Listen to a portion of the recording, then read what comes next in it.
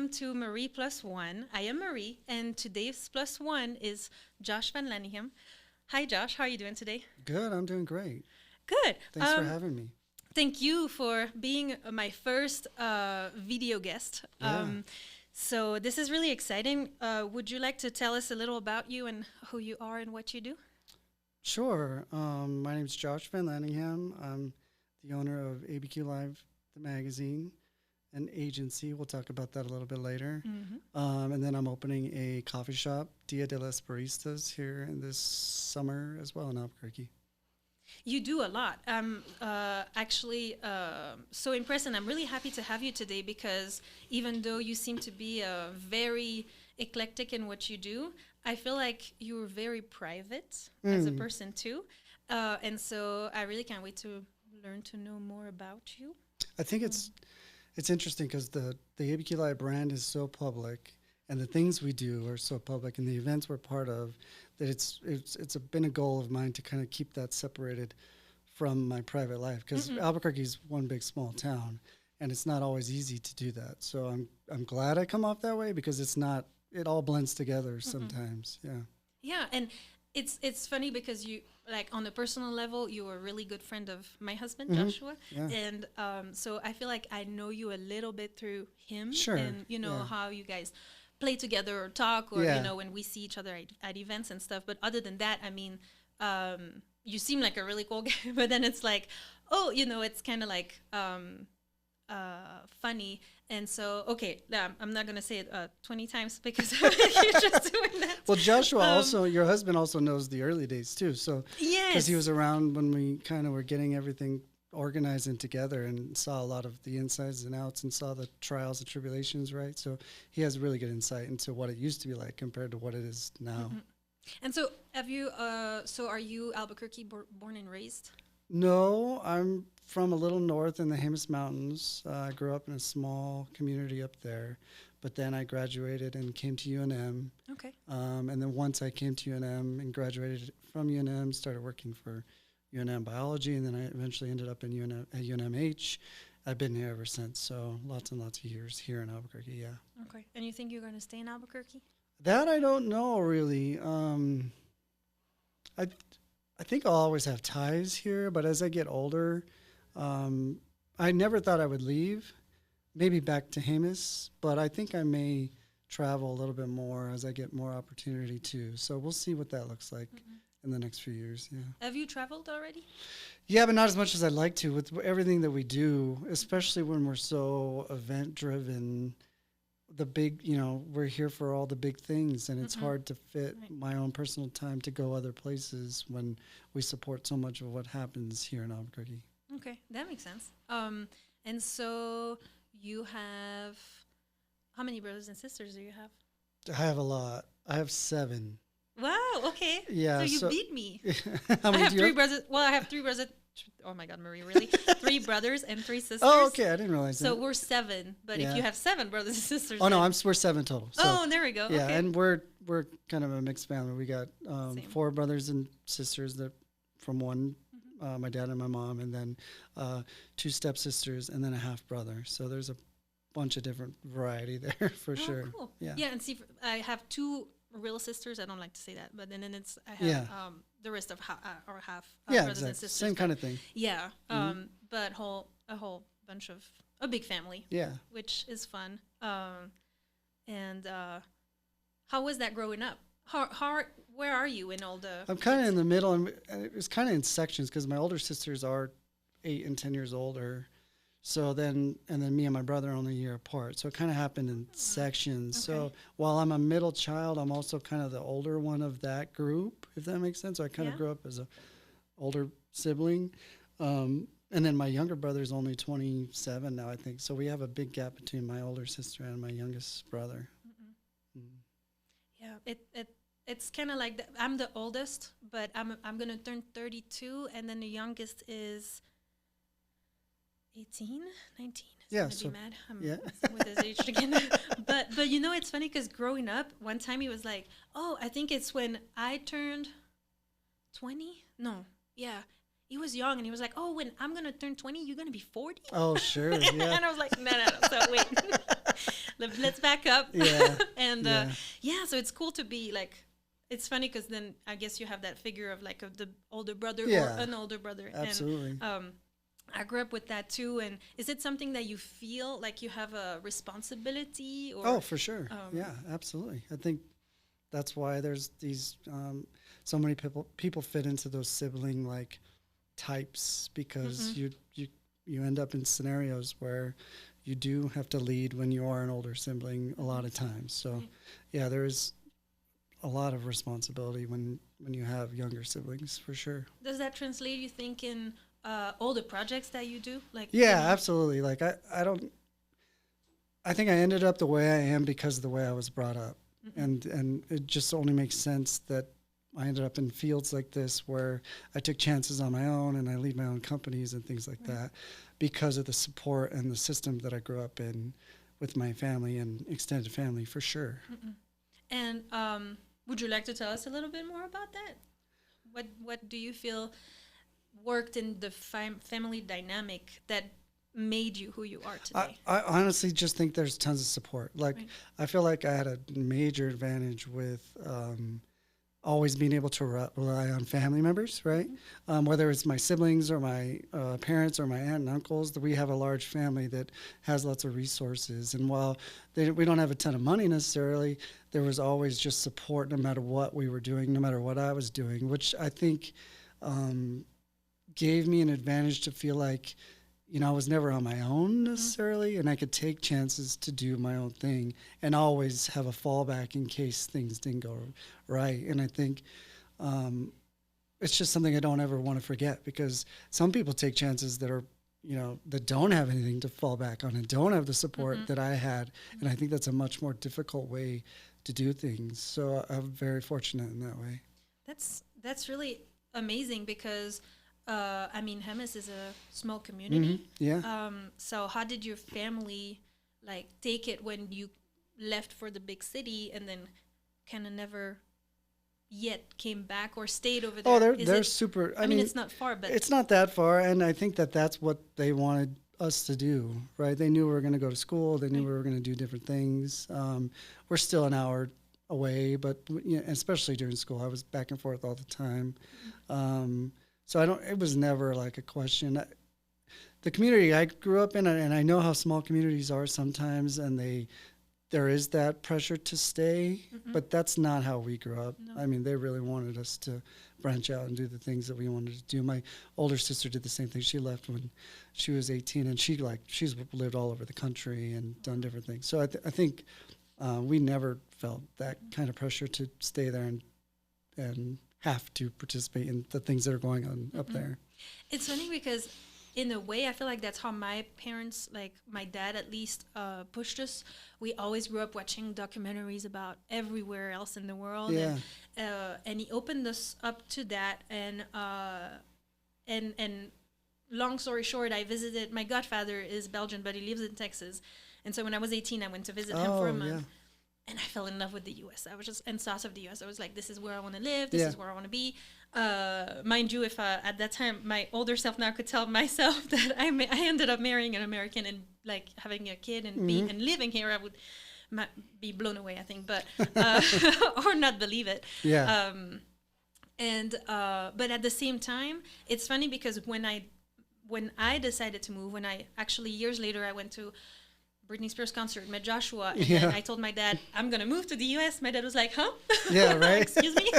Yeah. I was like, wait, no, you and we talked about this not too long ago together, because I told him, wait, you raised us to explore and discover and leave. And then once we're doing it, then, but of course he's a dad, so he's protective. Yeah, and, there's all that. But and that's a little bit different. I moved an hour away. Yes. You moved to a different country, which, no, that's true. Yeah, my dad may have been a little more worried about me for sure if I was going to Belgium or something, So I'm curious to know the beginning of the ABQ Live, the magazine, and then, everything else. Like, how did it start? Because you said you came to do your studies. What did you start with once you graduated? Or is it something that grew with you early on? Or this whole thing kind of evolved. It was never a perfectly planned in any scenario. None of my life has been. It's been a series of, I'd say, pivoting depending on what opportunity I was given. And I say we because I have a lot of guys that have worked with me for a long time. So I didn't mention, but back to the family, there are family musicians too. That's the other thing. So I've always been kind of tied into just entertainment and music and those types of things, and had an ear for those types of events and that sort of thing. So when I was working at UNMH, at that point there wasn't a website, and I was in my mid-20s, right? So we were out and about, going to different shows, doing that sort of thing. But at that point, there wasn't a comprehensive list of events somewhere you could find online. Okay. Just didn't exist. So I went to a friend of mine who built websites, and I asked if, how hard would it be to create a website where we could start listing events. Mm-hmm. And she was able to do it, and we look back at it now, and it's very rudimentary and very simple, and it was basically a website with it wasn't even a Google Calendar back then. I think it was a Yahoo Calendar, where we put events in, and I would reach out to locations, reach out to venues, and say, hey, I have this website. Can I list your shows? That kind of thing. And we got that up, but then I ran into the problem of, well, how do I let people know that to go onto the site to use it? So then we started, I just took notes from every other marketing I've seen, mostly beer and liquor promotions, and said, okay, well, what if I hire a photographer? We go out, we shoot pictures, we tell people that these pictures will be on the website, and then they can also use the event listings and get people used to the brand and using that sort of thing. And back then it was, I say this a lot, I probably couldn't do things that way now because social media is very pay to play now. Whereas then it was very organic. And if you had something fun, people could share it and it wouldn't be throttled like it is now. And I didn't have a budget to put behind it back then. So if it would have been, it'd be very difficult to create now. It was very grassroots, and just like getting my friends to come out and put a shirt on and like take pictures and tell people about what we were trying to build. And then those photos took off, and we'd get tons of views on all the nightlife imagery and that kind of thing. And the website numbers started building and building. And our social media pages started building, mostly Facebook back then. And at that point, so we did that for a couple of years. And then I had seen somewhere that there was an entertainment publication in San Diego that was purchased by the San Diego Tribune. And I was like, well, wait a minute, we don't have an entertainment publication here. We had The Alibi, we had Albuquerque the magazine, but those were different types of publications. So we're like, well, what if we try to build one? And again, you look back at it, and those first issues were rough because, we're just figuring it out as we went. We did a teaser issue, then we did a full-blown issue after that, and none of us really had backgrounds in this sort of thing. We were just, trying as hard as we could, and luckily there wasn't much competition in that little niche that was there, and it allowed us to work through the mistakes and build over time. And the magazine went, from 2014 to 2000, really till COVID, and then we started making some changes as far as how often we would do it and different types of things. And then right after COVID, or right before COVID, 2000, probably 18, we started getting opportunities to do more agency work because our social media was so well ran. People started reaching out to us to help them with theirs. That turned into ad buys on our socials. That turned into ad buys in our website. That turned into me helping with, Google ads for clients, or doing billboard buys for them, or just agency work. And now, 2025, that's probably 80% of our work is behind the scenes for other companies. And everybody in the office is creating mostly for everybody else, not for ABQ Live. And it's just been a slow evolution of, like I said, opportunity, where we made pivots and adjustments over time. And when something appeared that we thought we could handle and be effective at, we took those opportunities. So that's a very, quick way to describe almost 15 years of an evolution of a business. Yeah. It's really interesting because it seems that you have that. I like to say that I believe people have different type of intelligence. I think there is like the social intelligence. You know or you don't like how to really like talk to people, and then there's like the emotional intelligence, and I feel like you also have like the business intelligence to kind of sense when you need to evolve or change certain things, and then meanwhile, I think people are still always gonna, when you go to the dentist or to the barber, because that's where I used to, well, not for me, but for Joshua, when I used to go with him to the barber, that's where mostly I would see your magazine. I think people are still gonna, have those little moments, but social media took over. Yeah, for sure. Everything. So yeah, it's about being relevant still and finding new ways or and I think that's very smart of you, because you stay relevant and you're creating your own events too. Sure. Yeah. We host our own stuff. Yeah. Which is also really fun to see evolve, because for the Albuquerque crowd, of course, there is the Winter Wonderland. Yeah. Right. That's been like also evolving over the years, and right, and that was nice kind of a branch of what we were doing, because that Corey Kobayashi, who's my partner in the magazine, during COVID came up with the idea to create Winter Wonderland. Heck yeah, okay. Because we couldn't, everything was shut down. We didn't have any clients really, so that first year we went out and built a drive-through Christmas show. Now that's branched off, and that's his project. We support it on the ABQ Live side. And my responsibilities are a lot of like the relationship building and the sponsorships and things like that, whereas he's the brains behind the whole show that you see out there and builds all the sets and does all that sort of thing. Okay. But that's that's another kind of a branch off of the things that we were doing, and just an opportunity that he actually saw to take advantage of that I probably wouldn't have seen without him bringing up. And that's a massive event now. We've had it 5 years. It's at Expo New Mexico now. Thousands of people come through. It's a giant show. It is. We love it. We went this year, and for the first time with our baby in the car, the waiting in line first in the car was rough. Yeah.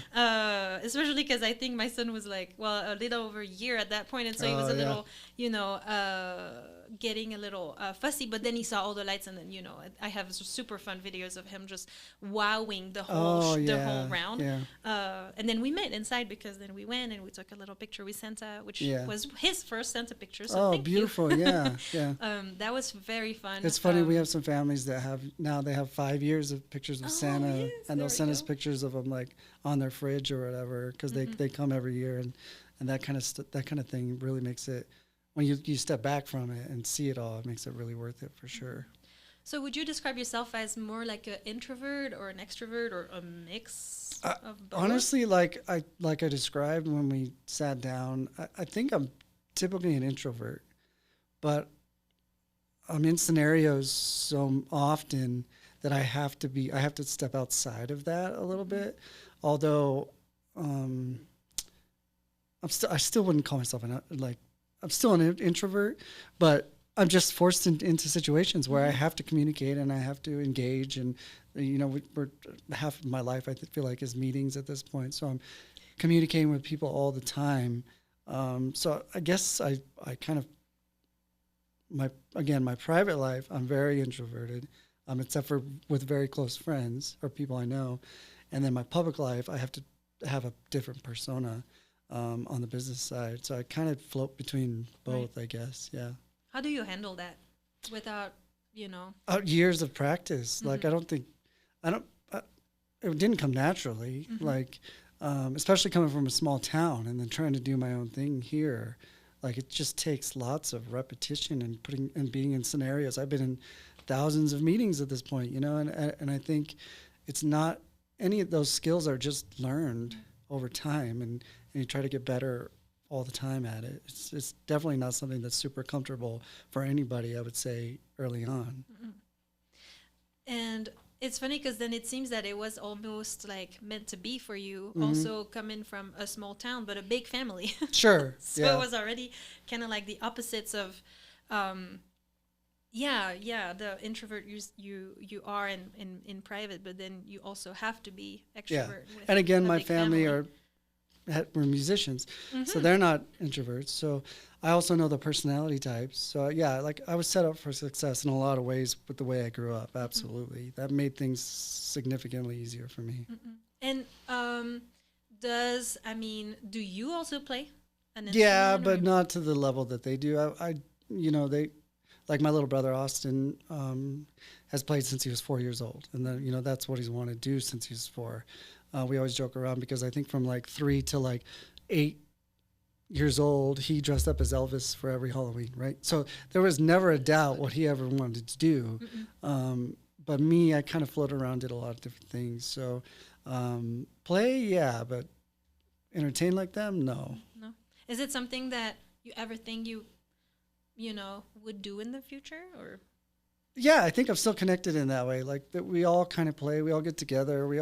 I still write music. Like that's still part of my life. My dad was a writer and a singer. Like all those things are a part of how I grew up. So it's not like it's not something I partake in. I just mean like to the level that they do it, I don't do it. It it's funny because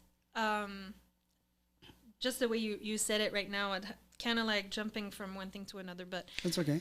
I was just talking with Joshua the other day because I had the realization because we have a little son that's almost 2 now, and unfortunately, I mean, I don't know even if you want to talk about it or not, but like my grandmothers, I don't have grandfathers. They're unfortunately they passed a couple years ago now, but I still have 2 grandmothers, and they're not doing really well. Sure. And I'm far, and so it's really, yeah, really that's rough. difficult. But also, it's the realization as you grow older to realize that you're slowly the higher generation, if that makes sense. Yeah, yeah. And it's like, okay, my grandparents, okay, so I'm the parent now, and my parents are the grandparents, and so you're getting slowly to like the higher level of that ladder, and it's like I don't know how to feel about that. Yeah.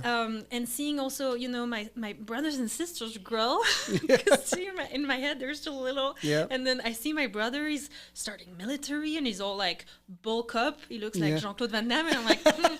I don't know. And he takes pictures like, half naked. And I'm like, no, this Yeah. is not okay. Yeah. So, this realization of we're all getting older and we're the adults now. Yeah, And I right. feel like for a long time, I kind of always saw myself as still a teenager. Yeah. Or even if like sorry about that, the student jobs I was doing, or like before I left Belgium, I was a budget expert at Procter & Gamble, and I was the newbie in the team, and I was 18, and all my colleagues were like 20 years older Yeah. than me, and I was like, oh my God, this is not, like, I don't want to, like, this is not where I want to be in 20 years, and then moving here, I did little jobs, and I was always the youngest, and then now I'm a clerk, I work at the post office, and it's the first time that my team is kind of like same-age-ish as it's me, different, right? and Yeah. I'm like, oh, wait a second. And, huh?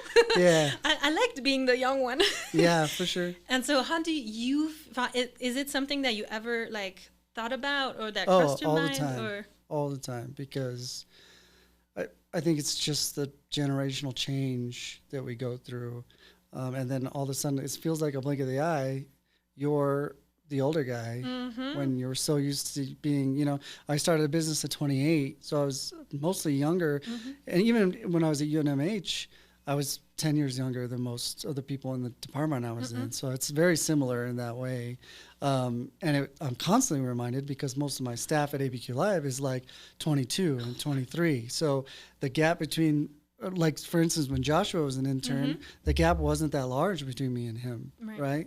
And we had very similar upbringings, things like that. So I think that's why we became fast friends. Now I bring an intern in, and there's a significant gap. And I see it every day with, just the way they do things compared to the way I do things. And it makes that realization very apparent when there's that drastic difference between, I'm 42 and they're 24 now, which is wild. wow. So I see it every day. Yeah, I'm Right. reminded all the time of it. Yeah. I'm sorry. I'm here like reminding you. you one more time just for the cameras. But no, and see, again, I think that's very smart of you, because to still be there and have your, I can't say wise because that sounds really old, like you being wise. But then also the young people just bringing in that freshness and that energy is really important. and that other understanding of social media. Yep. Because Yep. I tried like different things. I think, I don't know, I feel like in a way we're similar with that is, I think I have a million ideas every day of stuff I want to start, I want to do. I see a million things on social media, and I'm like, I want to do that. Yeah. Oh, I can do that. Oh my God. But wait, what? Yeah. Selling magnets and making millions? I can do that too. And I tried, like I started sewing, and I tried, making like custom stuff and blah, blah, blah. And then I stopped because I had a baby, and then I wanted to make custom shirts. So I even bought a press that I ended up sending back because I was like, okay, I try to center myself sometimes, but something that I'm really passionate about is talking to people and learning to know about them, and I think that's something I meant to do somehow. But and that's why you ended up here, right? Yes. Yeah. I just forgot what I was going. I did want to mention it. I think it is important. You mentioned that it's smart, right? That we keep the younger group, but I think it has to be that way. We have to be connected to that generation and the people coming through. And Joshua was an intern right through UNM, and I've had interns for over 10 years, and they're kind of the lifeblood underneath of everything that ABQ Live does, because you need that energy, you need those different ideas, you need the different perspectives, or else I think things can become really stale really fast. As we get older, I feel like no matter how hard you try, you get more stubborn. You get more, the things you do are the things you do, and without them, we just wouldn't be successful. And I don't really want to say it's a smart thing. It's just the way that things have to be. Yeah, but see, for me, it is smart because I think that's also why so far it's hard for me to not like succeed. And I don't want to put like it like that, but I feel like I'm lacking that because in my head, of course you see social media under your point of view or prism. I don't know how I would say that in English, but and so for me, I'm like, oh, people don't like that, or they're not interested in this, or or I'm following a lot of people even from Belgium, like vloggers and stuff. And I started. I have a million videos on my phone already. I'm supposed to have started vlogging about the podcast, which I'm really hoping it's gonna come out. Some videos are pretty funny. But all that to say is, you see people on social media doing certain things, and it looks so easy to do. Yeah, and it's not. No. And I think for me, the staying alone is, I think, a mistake to not involve other people to be part of it and helping me. Yeah. But at the same time, it's really hard to find people that have the same energy or that have the same vision. And so it's how big is your team right now? We're as big as we're bigger than we've ever been, but we also are not just starting. Right? Of course. So I think when Joshua could tell you, when he was in the office, there was like 3 of us, and I was mostly working on favors back then. So like it's a lot different 15 years down the road when we have structure and positions and things we've worked on over time. So the support is there as far as the number of people we have in the office, but we have probably 6 in office every day. We have a handful of contracting photographers that we've used for years. Joshua was one of them for a long time. And then we also have internships through CNM and UNM. We work with Workforce Solutions to bring in pre-apprenticeships sometimes. So there's just a lot of that kind of structure that allows us to bring in new faces all the time. It's not like where you're in a position where you're gonna have to network and go find the people. We've done it so long that people will find our brand. So it's a lot easier down the road than it is to just get going. All my friends and family would tell you when I first started, I'm not afraid to ask for help. And I put them in positions to help me all the time because I was in the same position. It's hard to find somebody who doesn't know you, doesn't know what you're building, doesn't have the same passion for it or care about it like you do, to get them involved and go the same direction at the same time. So it's difficult to start for sure. It's funny you mentioned that because it made me think of growing up. I mean, like we said, the apple doesn't fall far from the tree for some stuff, but my dad also really busy all the time, but he started a association to help poor people and homeless people. And so he was alone when he started it, but so he was like, okay. So and I at the time I was doing a bachelor in management assistant, so he was like, oh, you know you know how to write emails, you know how to write letters, and so you're gonna be my management assistant basically. And so that's what I was for my dad for a long time. But then also, you know, my brothers and sisters, like all of us would be the little hands and just you know, behind the scene and just helping. That's also what family means to me too, is just being there and helping. Supporting everybody. So it's funny. I feel like that we don't know each other, but it's very similar. Yes, and then maybe somehow we're related too, because you might be a part Belgian somewhere. Maybe so. Because for those who doesn't know, my maiden name is VanLandingham, and I'm Belgian from Belgium, and part Dutch and all that. So there might stuff. be some relation there somewhere. I'm sure there is. Yeah, I don't like to say I'm also part French, because we don't like French people from France. But got it. So no,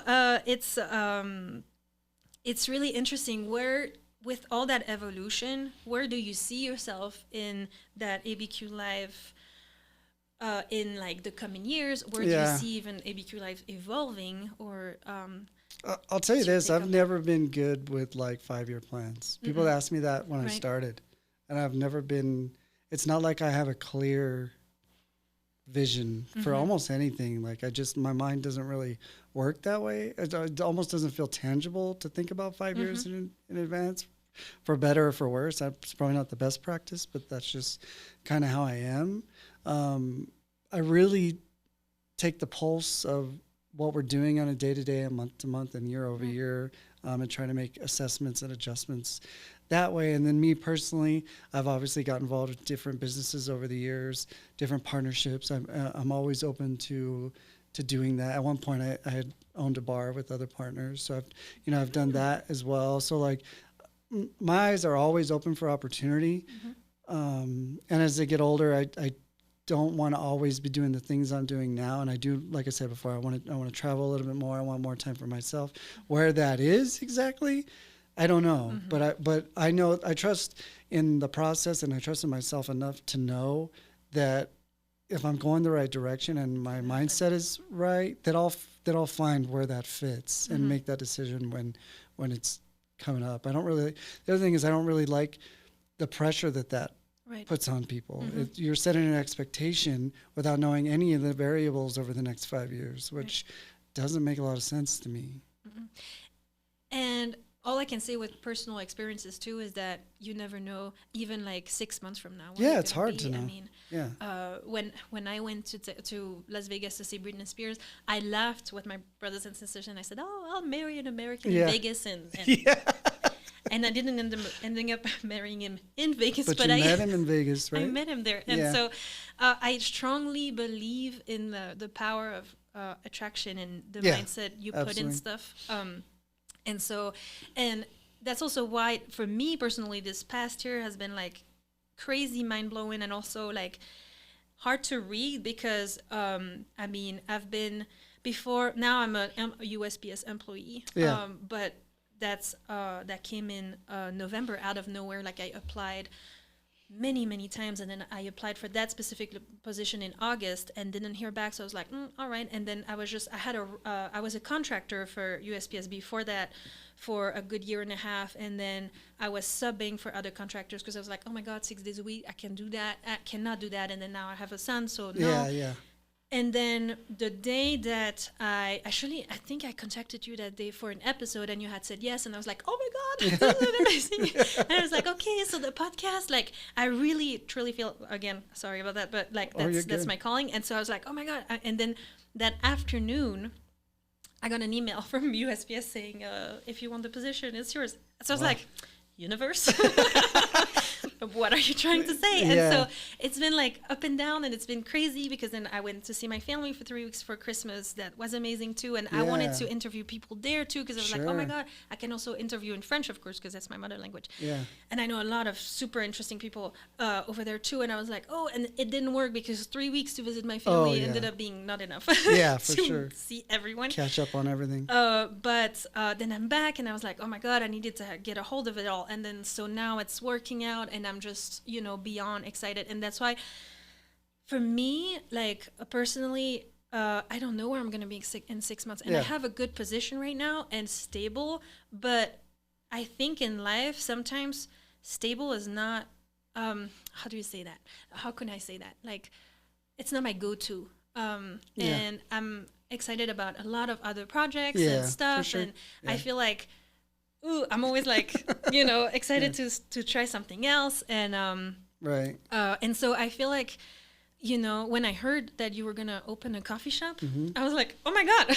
Yeah. What you like, I want to be in your head for 5 minutes because I feel like you have like a million like different ideas. And after, being, or having a little passion with your family with music and then starting the magazine who's becoming more like a social media handling agency. Yeah. And now a coffee shop? We've been working on that for like 3 years. Okay. Do you like coffee? Sure. This is actually a bikini coffee shop. Okay. So it's a little niche. They work up and down the West Coast. There's a big one in Arizona now. So it's not all just about the coffee. It's also fast service drive-through. It's not like a lounge or anything. So it'll be built more like a Dutch Brothers type of thing for volume and drive-through. But when you ask about being in my head for 5 minutes, like, again, I just always have my eyes out for opportunity when it shows itself. Although I have an advantage. I don't have a 2-year-old, right? I don't have a bunch of things that tie me down. I can make decisions for myself very easily and pivot very easily. So I feel for people that do have a bunch of responsibilities that also are passionate about a bunch of different things, because that's a lot more complicated of a scenario. I am busy all the time. I agree. I'm busy all the time, which I'm used to it, and I really enjoy. I kind of get bored when I slow down. I like to have a lot of different things going on. But it does make it significantly easier when I can change my mind and do something tomorrow that wouldn't affect anybody else, So I have a lot of advantages in that way. I agree. And at the same time, like right now, my father is like getting older and he's also realizing that. And he's like, oh my God, he's been working. Funny enough, he works for the post office in Belgium. I'm like, all right. So already that was already growing up. Like I was I don't know if it's the same like funny thing in America, but in Belgium we say that you're like the postman's daughter. So it's like, I don't know. There's a funny joke. I can't really translate it. It's not funny. But all that to say that all of a sudden, like I ended up somehow like linked again to, and it's funny because see, again, like growing up, my dad, I wanted to be a lawyer because my parents divorced. They were not married. They separated, but there were so many things that happened. That's a really deep conversation maybe for another time. But it influenced what you wanted to be. Yes, and I wanted, to dig into the justice system and help other people and all that. And then I grew and I went to law school and I failed the first year 3 times in a row. And I thought maybe it's not what I'm meant to do. Because also like, being a part of a big family, I don't know how it worked for you, but for me, I was involved in helping my parents a lot. So it was really hard to study and being part of the family dynamic. And so I shifted completely to management assistant, which I never wanted to be behind a desk doing management assistant stuff. But I was like, it's a bachelor, I'll have a degree. And they were like, oh, the outcome is like you have a job in the 3 months after having your degree. So I was like, sure, let's do that. And I ended up being a budget expert. I applied for management assistant at P&G, and last minute they called me and they were like, actually it's not open anymore, but we have this budget expert position open. Mind you, my accounting teacher for the 3 years of my bachelor was sick. And so they were like, oh, are you good with numbers? And I was like, Sure. yeah. Sure. Yeah. But I think like you, I like a good challenge. And I was like, oh yeah, I'll take it. And so Figure it out. I figured it out. But then life got me to and I agree with you, because then when I met Joshua and we had the opportunity for me to move here and get married and all that good stuff, fiance visa. I didn't make the show, but I don't think I would have made that. I would have wanted to make the 90 Day Fiance show. All of a sudden, I was just like, no, I'm gonna go. And my family, everybody was like, are you crazy? Yeah. And I was like, no, like, why? And so right now, all that to circle back to my dad is getting older, and he's like, oh my God, like, he dedicated his life to his family, his children, his whole life. And so he's been working at the post office now forever. And he's like, wait, is that it? You know? Sure. And he's like, no, I want to travel. I want to do move. other things. Yeah. And so, and I'm like, do it. Just do it. It doesn't matter. Like, follow what you want, because, and then that's why I don't really agree with you when you say, okay, some people have and they do have responsibility and stuff. But I think to a certain extent, there's always a way. Yeah, I agree. And so, and of course, I'm not saying, please, nobody quit their job today to follow their path because of me. But I just feel like life is so short, and there's so many things to do, so many things to see that that's why I'm like, you know, when I have an opportunity to, I'm like, my favorite movie is Yes Man. Oh, sure. I love Jim Carrey, first of all. But then I just love that movie because, that movie is essentially also like him just ending up saying yes to everything. Yeah, and getting lots of opportunities. Yes, and some stuff don't work out, and that's okay. That's life. But then you know, it brings you to meet other people and see other things, and from a bad situation for me, which was, in a nutshell, like I got kicked out of my parents, and all of a sudden I was alone, and I was like, wait, but I'm a Britney Spears fan since I'm 6, and she was ending her residency, and I was like, I'll go do this thing. Yes. And then you ended up here. And I met Joshua. And so, you know, it's like, all right, I think, you know, it's sometimes you have to get out of your comfort zone or follow your dreams. And so, And I don't mean it that people shouldn't. No, of course not. I absolutely do. If you're passionate about things, I think you should do your best to try and figure out ways to end up there. Yeah. I'm just saying, I know that it was easier for me. Yeah. And I'm very aware of that. I've seen people do amazing things that have full families and lots of responsibilities. Like, it's very possible. It's just hard. Yeah, it's just a little more difficult. There's more variables to account for. Yeah. And is there a special someone in your life right now? No, that is the thing about what I do and my schedule and that sort of thing. Like, lots of people say they're busy. That's just a common thing to say. When people get around me, they really know what busy is. And it's hard to do the relationship thing when there's not very much time for it. Which is also okay, because I feel like society sometimes just pressure you to be with someone. I'm happy as I've been on forever. So it's not one of those things that I'm definitely not one of those people that has to be in a relationship to be fulfilled. Okay. Like, fulfillment comes from a lot of different things for me. And it's always felt like the relationship proponent of life should be supportive of all the passions, not the other. I think lots of people do it the other way around. And that will come when it's supposed to. I'm definitely open to it, but it's not something I feel pressure to do in any way. That is good to know, just in case. Yeah. For people listening. I'm kidding, but you never know, you know? Sure, you never know. I don't have a big audience yet, but, you know a lot of people, so, I mean, we'll see where that goes. Yeah, we'll see where it goes. And let me see. I had a bunch of, like, questions I wanted to ask you, and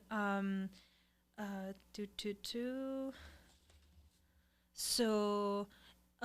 for that coffee shop, if you want to talk about it a little bit more, is it something that you like? How did that idea come from? Because I know you said it's like a niche, and it's something that we don't have around here in Albuquerque. Yeah, it's just something that we saw.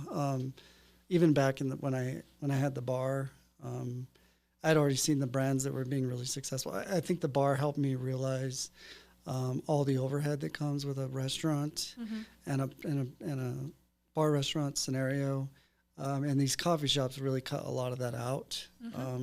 So you can do, and that's why you see even like the big change, like Starbucks, have less and less lounges and more drive-through, because they're cutting a lot of the things that cost them money.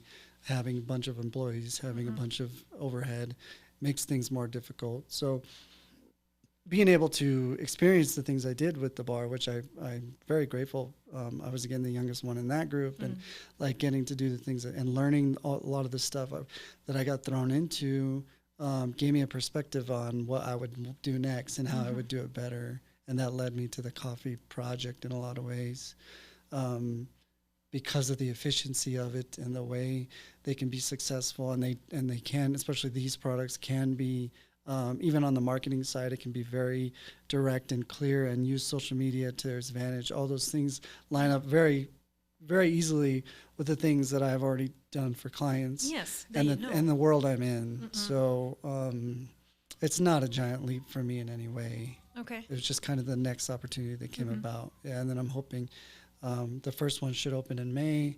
We're already looking at another building in China Hills to have another one, and I'd like to build it as, I work really closely with the Chiba Hut guys. Chiba Hut guy really owns the franchise, and I really want to build it in the way that they do their franchise opportunities. So we'll see if we get there to that level. They're huge, obviously, but we at least have a ground level to what I'd like to see it turn into.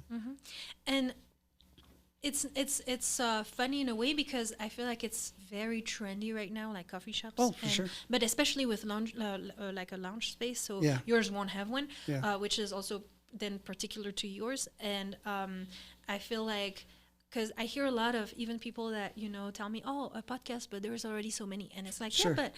I don't remember who said that, but I think there is like a saying that says, that's a lot of saying, that there is so many like burger places, and so why open another one? Well, I think there is a spot for everybody, and it's exactly that example of there is a million different burger spots. Meanwhile, they all seem to be working because they're all still open, and they all have their particularities. But so. What would you say? I mean, I guess the obvious particularity of yours would be the women. Yeah, for sure. In bikini. We know exactly what it is like. That's especially because it's the first one in New Mexico or Albuquerque. So I think we still have to be great at everything we do. Are you going to roast your own coffee? No, not yet. We're the buildings are too small for that, but we will eventually be vertically integrated in that way. But we still have to have really good coffee. We have to have really, really standout service. Like it's super important to what we're doing. The marketing has to be good. Everything has to be clean. And I think if you set that base level, of course, it's also still girls in bikinis. So I think that will only get you so far, though, right? That'll get people to pay attention, and it'll probably get people to come look at it and try it. Right. But in Albuquerque especially, you have to have return customers. You have to have loyalty over time. And the other things build that, the quality of the product, the engagement with the people, the service, that's what builds long-term success. So while we know what the niche is, you have to be great in a lot of different areas to be as successful as I want these to be. Right. And I think that goes with just anything we're doing. I think people worry a little bit too much about competition sometimes. I mean, you need to pay attention to it to a degree, but even like in our office, I'm constantly just trying to lead in the way that as long as we are great at what we do and we're passionate about what we do and the stuff that we come out is really good, we're going to be fine, no matter what else is out there. As soon as that starts to falter, then competition's a problem because they're better than you, right? But if you can operate at a level, competition isn't a huge deal in my mind. I think people get caught up in that sometimes. That makes sense, and especially, I mean, in your business, in your area, I want to say, I mean, the marketing for, I guess maybe, is there other people in Albuquerque that do that help? Because I feel like, are you okay? This doesn't make sense. Let's start again. There's other marketing agencies. Sure. Yes, but I mean, I guess your niche a little bit too. Is it more like local small businesses, or are you also branching out to bigger We're also companies? we're very unique. So we Okay. carved a niche that's super unique. I didn't even know how unique it was because it's unique in the whole Southwest. Because most agencies don't have front-facing brands. No, yeah. So we have our own things, and we don't really even talk about them all the time. But you talked about the events we throw Yeah. and the different things we do individually from our brand and our social media pages that are significant. Most agencies don't have that. Most agencies are just behind the scene managing everybody else's. Mm-hmm. So we're definitely the only one that does that here. And again, it wasn't planned that way. Mm-hmm. It's because it just worked out that way because we were building our own brand anyway, and then we pivoted to do other things. So we've found that niche like area to be successful that's very different than everybody else. On the coffee side, there's millions, so many coffee shops, right? And so many big brands that will just, can do high volume and do different things. So we need to do the same thing on that side. We need to be successful in the niche that we're in and not worry too much about the ones that aren't even in the same niche as us. No, that's true, but I feel like you also come in a time where people want to consume more and more local. Yeah, sure. I feel like, and branch out of the big brands. Yeah, I agree. Yeah. So I think that's very smart. Personally, as a European, I'm always a little skeptical about the women in bikini. That's just my point of view. Sure. But I mean, I think that's also the beauty about America, and that's the one of the first things that my family said when they came to visit me here. They were so shocked about how you could go to the store or walk on the street and just see people in PJs and not give a crap, and or dressed half naked, and nobody would look at them, and nobody cares. Yeah. The way that in Europe you're constantly being looked at, like from head to toe and judged and stuff, and so they love that. They're like, and I was like, I love that too. Yeah, right. And especially because for me, I live like in Edgewood, like on the other side of the Sandias, and I mean, our Walmart is so quiet. It's you can literally just go in flip-flops and in PJs and really nobody cares, and you probably not even going to see anyone really either way, but or not a lot of people, but and so even though I think that a concept like that would not work in Europe. Sure, I don't think so. It's a very American thing. Yes, it thrives here, but also because, I mean, unless I'm wrong and I'm just like completely like fantasizing this thing, but I feel like there's also another way of like, I feel like women own their femininity for sure, more or better, or they don't care, and it's not really just sexualized, but it's just right. I think it's more about power and and empowering these women to be successful in the environment that we're creating. Absolutely. Are you expecting a lot of people just driving through just to like get a glance? I think early on, because it's going to be new and people will know what's going on. But we'll get through that pretty fast. I think that'll be just like the introduction to it. And then we'll build, like I said, loyalty after that and see what it does. I could be wrong. We could be slow, but I doubt it. I've seen what these do in other markets, and I think we'll be just fine here.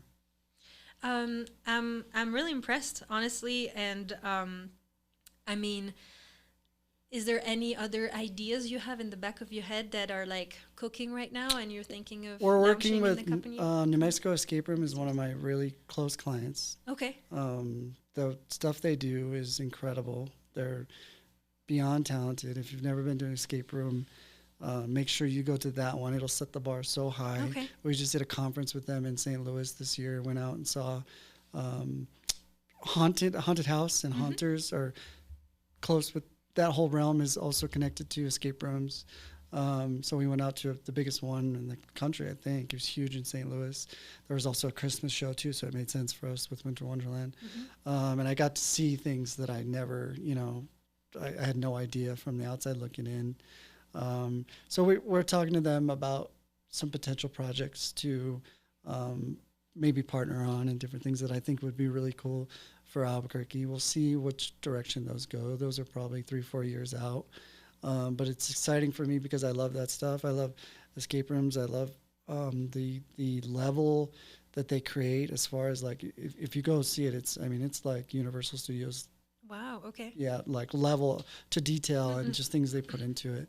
And the conference was mind blowing. So there's a lot of stuff on that horizon that started triggering things for me after I saw it all. And Darren, the owner, told me that was going to happen. As soon as you go to this conference, like get ready because your mind's going to start rolling on these things. So there's some things there.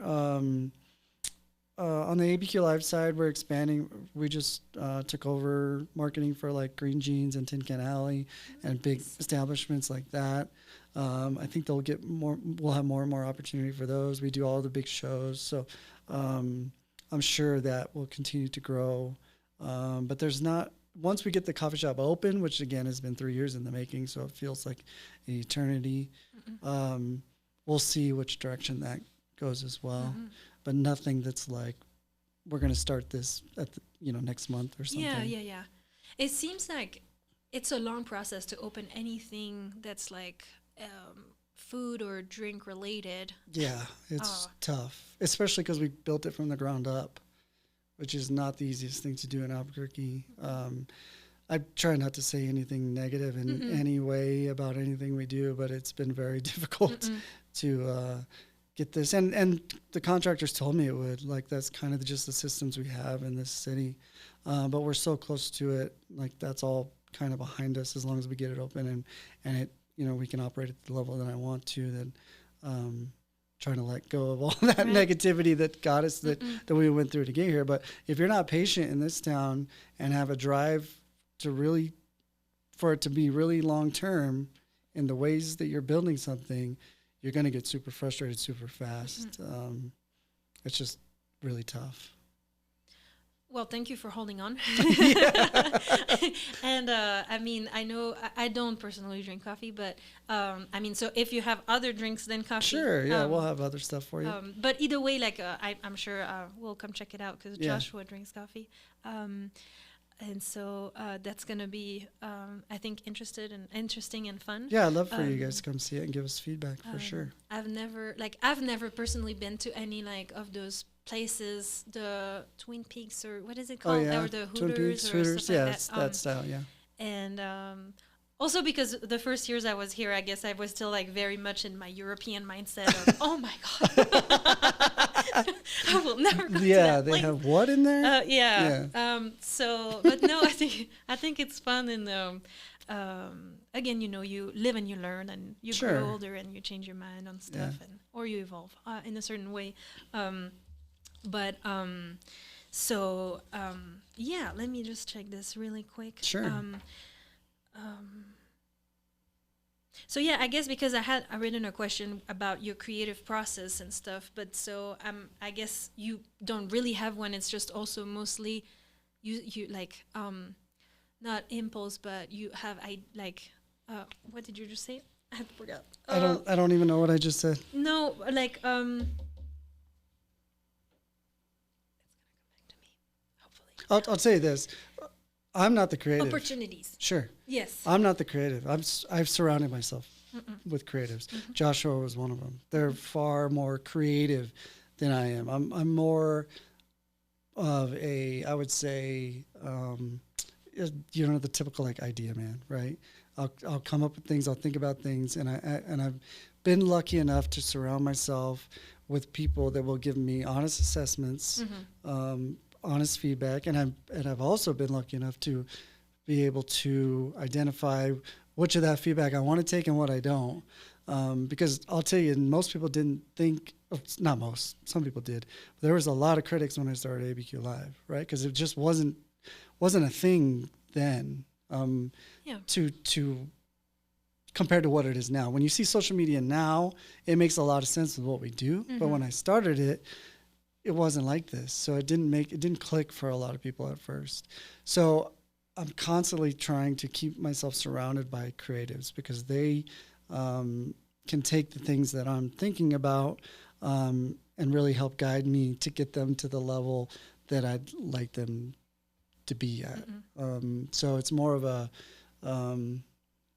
I think of what I am good at is cultivating relationships, creating loyalty amongst people, and leading, right, and helping lead a charge when we're all in the same, pathway.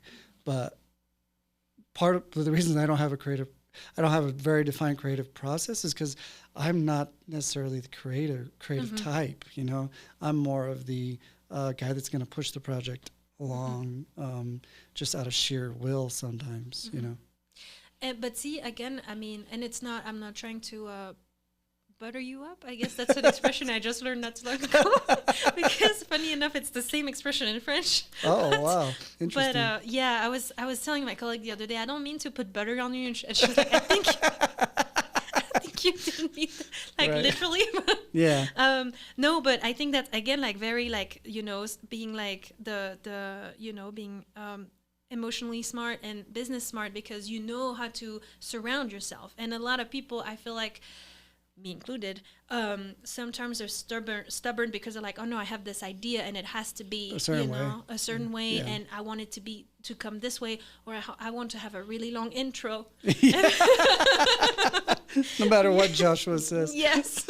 And no matter how many people change theirs to really short ones. Yeah. That's hard. Somebody told me that when I first started, though, and I always remember. I wish I remember who told me it, but he told me when you start your own thing, there will be a gradual climb, and then there will be a plateau, and then for most things there'll be a crash. Mm-hmm. Right? That's just how there's a lifespan of almost anything, and being self-aware, and not too emotionally tied to the thing you created, so that you can actually see that and make adjustments when those things are happening, is difficult, because we do have a connection to the things we're creating. And sometimes I tell my staff all this all the time, excuse me. Sometimes we get caught up in wanting things to be perfect, that we allow it to slow us down. And I'm a big proponent of just continuing to move even when things aren't perfect, because you can come up with a bunch of reasons of why not to continue forward. But just pushing through, I think, is the biggest thing we can do to eventually get somewhere, and make adjustments. But it's hard when it's your brand and it's your thing, to not want to like control it down to the, yes, to whatever level you want it to be. Mm-hmm. I understand that really well. And was there any time that you felt like something kept you from moving on with anything, like in your journey? I'm sure there's things that have popped up. I'm sure I've missed some opportunities by not being open-minded enough. I'm sure those have flown by without me even realizing, things that maybe didn't fit what we were doing and what the brand was, or what my idea of what it was at a certain point. I probably don't want to know if they were really big, right? I don't want to know what I missed on. But it's like a maturity thing too. I look back at things now. When I started when I was 28, I would have made more emotional decisions just because I was more of an emotional person at that point. And emotional maturity changes over time, and being able to make those clear assessments and step out of things gets easier, or it did for me over time too. How did you feel at the time? Because I know on a personal level with Joshua and stuff, that for a long time, or I don't know if it's a long time really, but that the magazine worked really at first with like how do you say that in English, trades. Sure. Yeah. How did you eat? Yeah. Like, right. No, survival. That was, again, I'm fortunate. If I would have had kids at that point, if I had had other things, I wouldn't have been able to scrape by when I needed to scrape by, and just put all my time into surviving in those early days. Like, honestly, there were, people traded with us. But trade doesn't pay the rent, right? We used to say that all the time. But sometimes that's all somebody would give you. So you'd have to turn, $500 in trade into $100 of marketing somehow, or whatever. But again, I had lots of support to help me get through that timetable. And lots of people wouldn't have made it through, to be honest. It's very difficult to start with we didn't have any fun. There's all these myths I hear once in a while about I was a trust fund kid or we had money from something, because these things were made up myths, right? Yeah. When in reality it was constant survival mode. Not the only, there was lots of great things, but what made it easier is all the stuff we were doing was a blast. Right? We weren't, I say this a lot too, we weren't digging ditches for a living. We were going to shows and shooting pictures and eating great food and talking to chefs and doing these things that would, you get out of bed in the morning for, whether you're getting paid a ton or not, because you have really great experiences. So that helped a lot too. I wouldn't have grinded through something I didn't enjoy. It just doesn't work that way. Not for me personally. Some people do it, but not for me. No, I feel you, and see, that's something that I've been struggling with like the past years, because my husband has found his passion, and like for a long time, like he's a graphic designer, photographer, videographer, and he just like knows that he's an artist, and like that's his thing. Yep. And living with someone like that is amazing, but it's also really hard sometimes, because then you look at yourself and you're like, what is my thing? And you're like, oh, I don't know. Yeah. Yeah, for sure. Or it's a lot of things. And then you go on social media, and that's also the hard part about social media. I feel like, I don't know how you feel about this, but is you see like the end product of people's lives or projects, or like that lady that makes magnets. It looks so easy. She's just like watching a show, and she's like, punching magnets and making the packages. And I'm like, packaging them. I'm like, I can do that. But of course you don't see the whole like evolution. Yeah, evolution and journey, and the money you have to put in it and all that stuff. And so I feel like we live in a time where it's easy or easier to make it or to have a big following on social media, but it's not. And so I think people don't realize the work you have to put behind it. Yeah, and, we have no idea. No, and then surround yourself with like the people to edit if you don't want to do it yourself, or you don't, or you can't do it yourself. Yeah, you don't have the skill set or time. Yeah, and then for me, sometimes there's a language barrier. Like even earlier, I wanted to make these little things, and I was like telling Joshua, asking if he could help me, and I was like, like when journalists have little like cheat sheet, like they have the things, and he couldn't understand what I was saying, and I was like, and I was trying to type it on the internet, and Google didn't understand what I was saying either. So I was like, I'll try to do it myself, and so they're uneven, and it's not really working, but it's okay, it's working. It's the first video podcast, and it's just gonna go up from here. But it's like anything I've said before, like it's a step. Yeah. And it gets better the next time, and it gets better the time after that. It's the evolution of the process, and not getting frustrated when things aren't perfect is the hard part. I love, what? It's funny because I feel like I keep seeing the videos from ABQ Live on social media about them. I feel like your team is eating all the time. That's all I see. Yeah. It's them trying places. But it's really cool, though. Yeah. Because I'm like, I want to try that too. Yeah, and that's really what that is. And that's a brand, that's a pivot. We created Team Experiences, which is our version of what's it called? Everybody does it. You hire a I don't know. The people that are really big, like on Instagram. What are they? I know this. And I'm so sorry, I can't help you. It's okay. So we're setting those up with locations, because then the staff can go out and try something, and we put it on our socials, and we influencer marketing. Oh, right? Yeah, it's our version of influencer marketing. Yes. But it's an ABQ Live team experience. It's not, and it's the group and it's the brand that's going to try it. So you'll see different staff at different things. Sometimes I don't get to do all of them anymore, but I just went down to the one when they did at Roni's. And it allows us to try things, food for one, right, which everybody enjoys, and then get that out onto our channels. And then we've built, I think, a brand loyalty to the point where people do see it on our channels, they will be inclined to go try it. Oh, of course. Because we're not really going to put something on there that we didn't enjoy. Like, that's just not part of what we do. Yeah. Well, which is interesting because, I mean, it could be, well, I guess not, because then it's really not a good ad but for those people. But I guess it's also kind of like like POV, like the real experience of, Yeah, well, sure. it wasn't the best, but you know, I don't know. Oh, we don't do a ton of that. We don't. We really, No, and we yeah, never, that we makes never sense. have. Like Yeah. part of what we do is positivity and Yeah, that makes sense. enjoyment and really promoting all the top things in Albuquerque. I think you can get lots of clicks with negativity. You can Oh, post yes. a lot of the bad things that are going on, and I think that's why a lot of the news channels do that. We just never have went down that road. Partly because when I started this, it was because I wanted to do things I really enjoyed, and push that out as a brand. So we just don't even, we don't even partake in much negativity. We don't have to either. No, and I think that's good too. And in a way, it's a niche because I feel like right now, like, what do you watch on social media or on platforms like YouTube or any like streaming platform? Like in general? Yeah.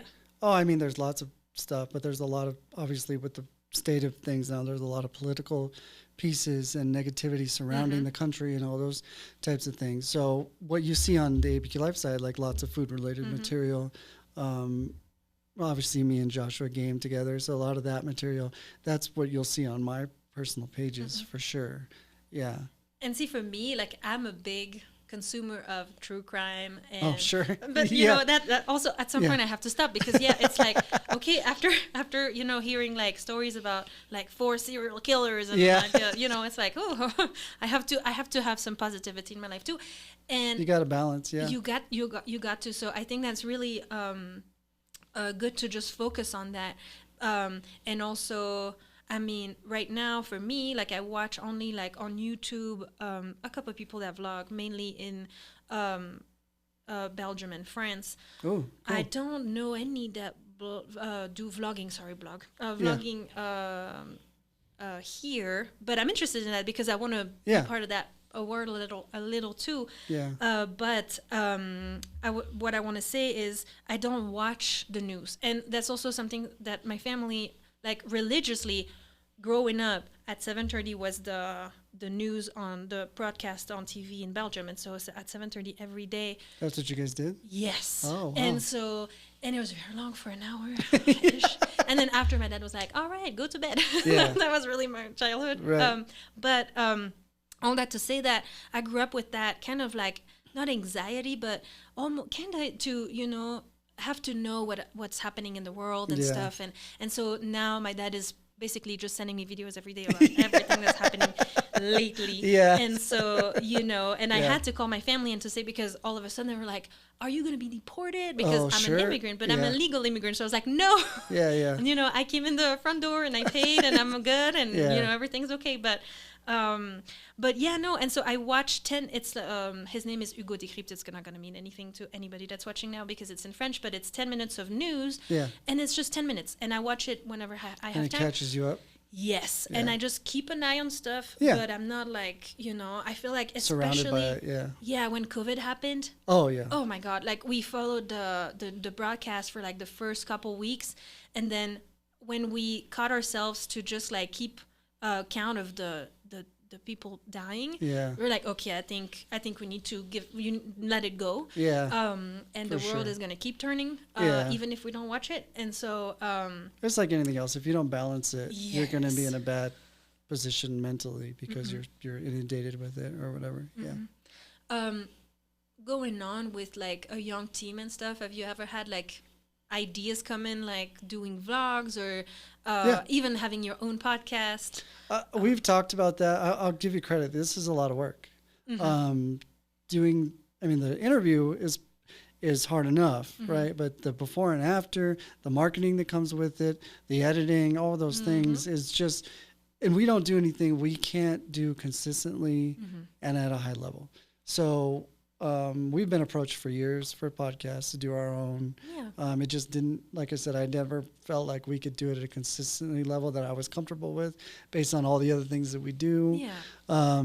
Vlogging to the level that you see on socials is probably to the level that we'll ever do it. We may do, you'll start to see on some of the videos, some of the staff now are communicating and actually giving reviews or talking more, so there's more interaction there. We still do lots of interviews with local business and things like that. We just were at Chocolate and Coffee for 2 days, Chocolate and Coffee Festival, and the staff interviewed the creator Dean, and that went really well. So a lot of that stuff, they are very interested in all those things, and that's partly why I love to have them on our staff, because I want them to be able to partake in the things they're passionate about, as long as we have a plan to execute it. Because you see lots of people in general, probably, I just see lots of young people think they're passionate about something, realize how much work it takes, and then all of a sudden they're not as into it anymore, right? And that happens a lot. You'll see it with videographers a lot, because they want to be in the mix when they're getting the content, and then they realize, oh my God, I got to go home and go through 10 hours of content to create a minute of video. And that process is not always super easy. And that's why not everybody, gets through it. And lots of people buy cameras that never actually do the work behind it that it takes. So as long as we have a plan and we can execute it, there'll be lots of that stuff that I think you'll see pop up, as long as they're into it, because it's not going to be me pushing it. It's really up to them to do it. Right. What would you say made you be here after all these years still? If English. I still enjoy what we do a lot. Okay. I really still enjoy the events. We got the wine festival coming up. It's one of my favorite things of the year. I still enjoy the processes of creating and coming up with new ideas and new events and new things that we can be a part of, and partnering with other people. I still enjoy the energy that the staff brings and the interns bring. So all that is partly why, I'm still wearing an ABQ Live shirt every day, and in the office as much as I can be, because that energy it's almost like what is the word, like that energy creates energy for me, right? So I still love all that stuff, and that's why I continue to do it. I think if I didn't, people would have seen me jump into something else a long time ago and allow somebody else to run the ABQ Live side at one point. But it's still so much fun, and it has to be fun. I think we got into a place a couple of years ago where not everything was a lot of fun, and it became almost robotic. Just because that's what happens when you put systems into things. And we're doing everything we can to still have structure, but still have a good time, because that's why I left UNMH to do this, because it wasn't fun doing that. So if that's not still the base level of what this is, then it probably won't work long term, no matter who's doing it, me or somebody else. Yeah, no, that makes sense. So you talked about maybe going back to Jemez. Sure. Eventually. Do you think is it something more like you see it as you want to live your end days? Do you say that in English? I'm so sorry, it sounds so awful when you say it like that. But is it something more like you feel like you want to, retire? Sure. Well, I still have a lot of family up there. I still love it up there. It's still beautiful up there. It's nice to get away from, the city hustle and bustle and go back. I don't know if I would live there full time or not, but I know I'm just always going to be connected to it one way or another. When you grow up in a small community like that, you just have unique experiences that when I go back, I'm reminded of, right? And I still have lots of friends that are, that I went to school from kindergarten to 12th grade with, straight through, that are still my friends now. So those were kind of relationships. I don't know very many other people that have those types of relationships. So that's definitely a potential landing spot for me at some point. But again, like I said, I'm not great with 5-year plans. So I don't know if that's 5 years or the end of my days. I don't know.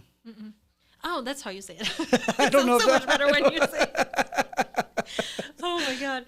Yeah, it's so interesting, especially, even for me, like I was talking with one of my sisters earlier, because that's also the beauty of like having so many brothers and sisters is we all different ages, but we're all in a different moment of our lives in a way. And so we were talking about, because some of us are estranged with my father. My mother passed away. Gotcha. 6 months after I moved here. Oh, yeah, it was difficult because I was not talking to her.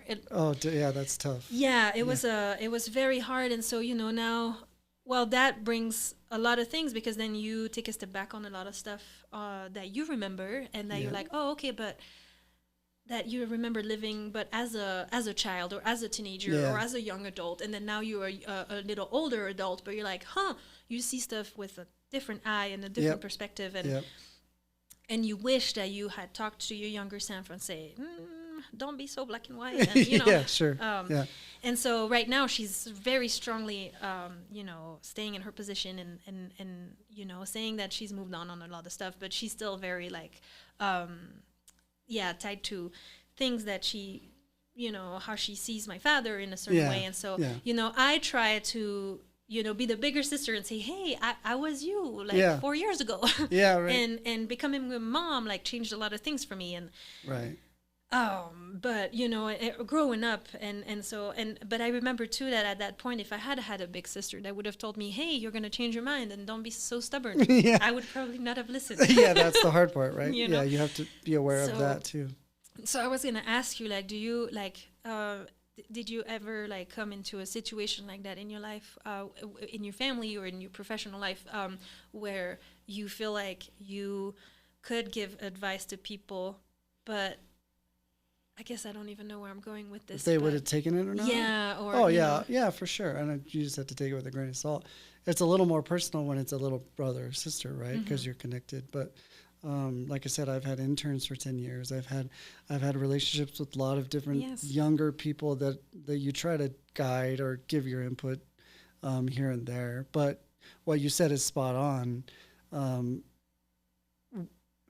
Would have I taken that at their age, right? Right. And that's the hard part. All you can do is lend wisdom, and if they want to use it, they can. If they don't need to. Most of the time, we have to go through things before we learn anything, just as human beings. And when they're young, they haven't been through enough to really even understand the feedback you're giving them, and it's not necessarily their fault. It's just that's why older people usually have more wisdom, because they've been through a whole lot more things than younger people. So I think we run into it all the time, but being generous and patient and those types of things is really, in my mind, the only way to continue to get them to listen to you. It's really up to them to make decisions after that. Right. It does seem, from what I know, because I know, I've met one of your brother. I've known of the other that I don't think I've ever met him. But it seems that your parents have been really, okay, I don't know how I'm going to turn this phrase, but okay, so I guess what I want to mention is, how did your parent educate you and your brothers and sisters? Was it consistent throughout all 7 of you? Even though, I know you have half siblings like me, but I'm saying that because for me, it was me and my 3 sisters, and then my parents were together, they separated. My dad married my stepmother, and then he had 3 children with her, and then my mom had a son. So it's different groups almost. Yeah, and so for the first 3, for us it was military. It was really, really strict. We got beaten on a lot, and that's how it was. That's how it was. Let's just leave it at that. But then the last 3, they're kind of just free roaming. And in a way, I'm happy for them, but it's not helping them. And so, there's a lot of controversy in it. And at the same time, my dad is like, Marie, I'm tired. I was a lot younger when you were younger. And I'm like, okay, cool. But, and so I wonder that's how very it worked for you. Similar to a degree. I think it is like having different groups. We grew up in different, you have to remind yourself that your parents were younger when you were younger. So just comparing me at a certain age to a little brother at a certain age, my dad was not the same person in a lot of ways. You know, he'd grown in different ways and different things had changed, and obviously different partners. So there's so many different variables. But I think that's common in a lot of families like ours, where the older ones, when they were younger and things were done differently back then, they were a lot more strict, a lot harder on us. Did use the belt once in a while, you know what I mean? Like that stuff happened because that happened across that generation. And then as they got older, that stuff, more and more research came out, more and more feedback came out, and that kind of stopped. So I see it very similar. Like we went through a lot of different things than some of my younger siblings, for sure. And I'm sure that's common in other families that are, because this is in two different countries, right? Right, yeah. And it's very similar. Still the same. Yeah, yeah. And it's interesting because, see, like right now, that's why we're talking a lot with Joshua about our son, is how we're going to raise him. Yeah. Of course, we're not going to hit him. You know, let's make that clear.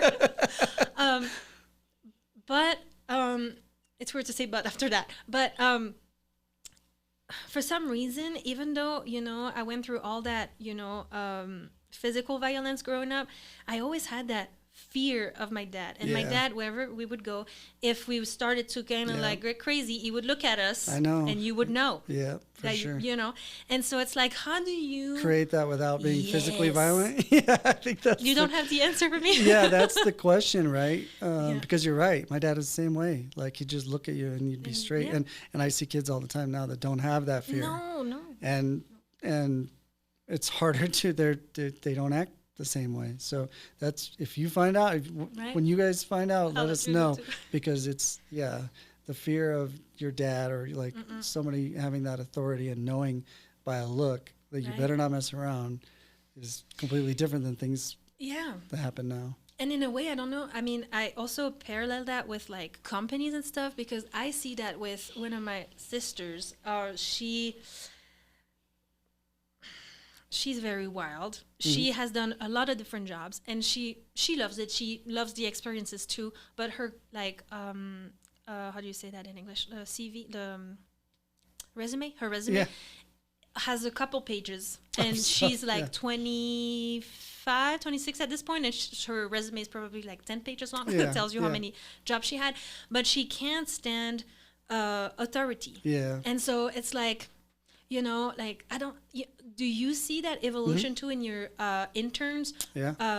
How do you, you know, manage to find the right way to lead, or, you know, or to be a boss even? Yeah, it's difficult, I think. And I think that's going to continue to be the case. It's not just that's different components, right? I don't think it's just the parental guidance that they've been brought up. It's also what society, how we're brought up now with the culture and I feel like there's less interpersonal relationships that are built at a young age. I think it's harder for them to communicate face to face than it's ever been, because so much is on text.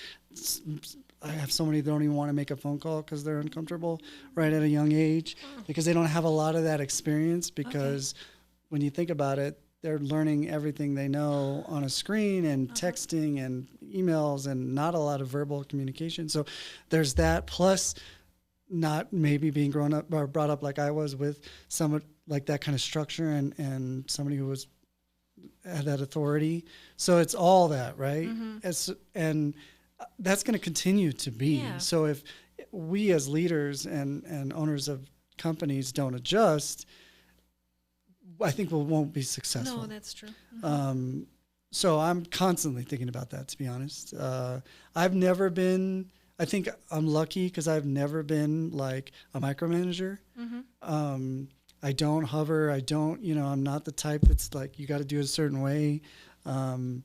So I think that's lends itself a little bit easier to me. And I've seen other people that aren't that way struggle with the generations that are coming up now, because they want it a certain way and they don't want to be told what to do necessarily. So it's an evolution. I think things are changing very, very quickly.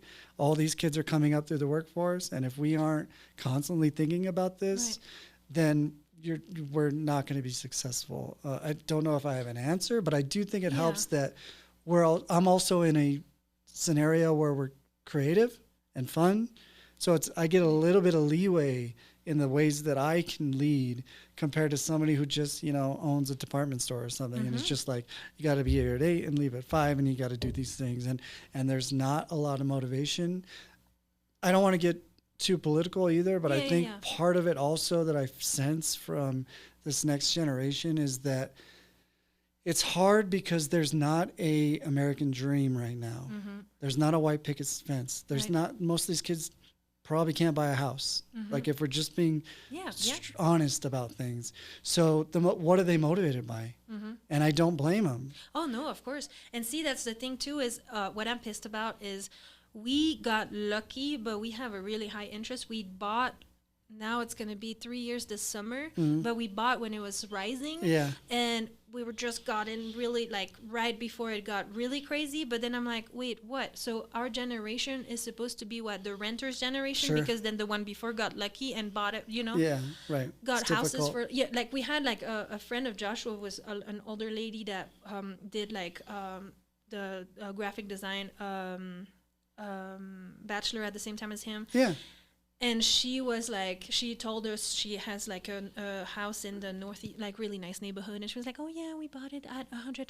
Yeah, and I was sure. like, piece of shit. Like, that house is worth five times that now. I'm like, and then she's like, so yeah, you should really invest. And I'm like, for real? Like, yeah, and that's it's the thing. Not the same. I think like, if we communicate like that, we're in trouble. Yeah. Because we sound naive. She sounds naive. Yeah, yeah. Because it's not that accessible for this next group. No. So if you treat them like they don't have to keep a job, because what are they working for? Honestly, like, I don't necessarily believe in that mentality, but I also feel for them in that I don't know what I would do at 24 right now. I don't know what my plan would be, because there's not a lot of, like I said, there's not like that thing that we were all striving for a long time that made sense to everybody. That was like, that you could, if you worked hard enough, you could buy a house, you could have some kids, you can send them to college. You could do that if you just worked hard enough.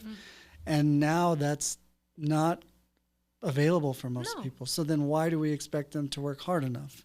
No, and that's the predicament we're in. And again, I can sit here and say all these things. I'm obviously not an expert, and I'm lucky because the things we do are fun and enjoyable. And you said we're going and eating at restaurants and stuff like that. Yes. So I don't have to be a taskmaster. Lots of people want to do the stuff we're doing. So it's easy for me to say, but that's the kind of environment we're in that I don't have the answers for. And I think it's something we're going to deal with over the next 10 years. And what I hope is this generation is ready to make a change for them. Yeah. Because it's going to take them to lead the way. Yeah, and to be I feel like right now you have to be creative. You have to find different ways. Because see, like the first thing when I moved here and I heard like that Joshua's mom worked like 60 hours a week. Yep. Yeah. I was like, wait, what? Like in Europe, people would be striking. Nobody works over 40 hours. If you work 40 hours, 1 second, people are on the street. You know, it's like, no, that's overtime. And if it's not, then people just stop working. And so here, when I hear like it's 60 plus, and even by doing so, you already, first of all, don't have a life, but then you don't even know if you can even meet like both ends at the end of the month. I'm not really good with expressions, I guess. You can tell. But you don't know if you're going to be able to cover everything you need to. Yeah. And so, it's like, wait, what? And so, and even for me, like when I moved here, I didn't want to, I guess I should have had like the equivalence of my degree done so I could have worked a job. But I didn't want to do that. I didn't want to be behind a desk. And so I was like, okay. And I was super lucky for Joshua to give me that freedom of trying stuff, and by any means, like same as you, we that's why we lived at his mom's for the first years that I was here, because we couldn't afford to live anywhere, and gotta survive. And then the first 6 months I was here, I was not even allowed to work because of the immigration process, and so I was trying to, help him in a lot of different ways to, grow his own, self-employment stuff. And but yeah, you're right. It's hard because the American dream that used to be is not here, and I feel like now it's up to all of us to kind of create it like for ourselves. Yeah. But it's hard when you have to, be creative and kind of it's easier with social media nowadays, but at the same time it's not because you're a fish in the sea. Yeah. And you have to work on being like have a good personality, and and sometimes it's not enough, but at the same time you see some creators that have like millions of followers, and it's like, and I've never heard of them, or like I was talking with Joshua, like even like the first YouTuber, not Mr. Beast, the other one, PewDiePie, I don't even know if I'm saying it. I've never heard of him, I've never watched one of his videos, and he's the biggest YouTuber, and I'm like, so you can be, because also something else, and see, that's all my mind works, is like I just go left and right. My biggest fear is for my family to see me on social media and think that I look ridiculous. And you know what I mean? Sure. And so I feel like I've never started vlogging, even though I think I should have like a long time ago, because I like it a lot. But see, like passion sometimes is not enough because there's like fear behind it. Sure. And so, I feel like I'm like, oh, but what are people going to think, and this and that. And then I see some people that have like that grown the following and that I've never heard of. And so I'm like, oh, I could be maybe famous or have a big following, and my family would never know. Sure. And so, and I call her again, like the magnet lady. It's funny because she just put that out too, saying that when she started, she blocked like her whole family from social media. And that's what allowed her to be herself and kind of like try stuff out on social media. And it ended up growing, and when like now that she's where she's at, she unblocked her family and was like, "Hey, surprise!" Yeah, look, I've been the manic lady the whole time. And so I don't know. I feel like being a big sister, I love just talking and giving advice, even on some stuff, like you said, you're not an expert on. I'm not either, but sometimes just hearing something or talking about it is maybe gonna spark, an idea or something in someone's head, and that's what I want to do, and I'm passionate about. And so, also with this, whoever is listening, I guess I should look at the camera. This is very weird, but please come tell your story, like and you can talk about your brand or not, or just you and your story. Like I feel like we all have crazy stories, and they're worth sharing, right? Yes, yes. And I feel like nowadays, even though with social media, it's like you think you know people, and all of us are kind of like little creeps looking at each other on social media, but it's very surface level. It's surface because also you just look at someone else's life, but then you don't ask how they're doing. It's just because you're seeing it and assuming. Voyeurism. And but then also you show what you want on social media. That's been like a really, like, I haven't shared anything because I'm so uncomfortable with that. Yeah. With only showing what you want and then showing yourself in the best lighting and the best stuff way, and then you don't know people are struggling with their weight or their age or whatever. Right. And so I'm so sorry. See, that's my mind. I'm just going a million places, and then I'm like, wait, what? So how are you doing? But on another level, though, so that's something I want to do too. Is how are you doing? Good. I like I said, I'm in a great place, like mentally. I think I'm surrounded by great people. I can't really complain too much. We work hard. We get to do a lot of things. We get to eat a lot of great food. My relationships are as strong as they've ever been. I have really, really great people in my life. So I really can't complain too much at all. I'm very fortunate for the opportunities that I get. Nice. Is it something that you try to also surround yourself with positive energy? I think that's the most important piece. Like, if you don't have the right people around you, it's very difficult to obtain the things you want to obtain.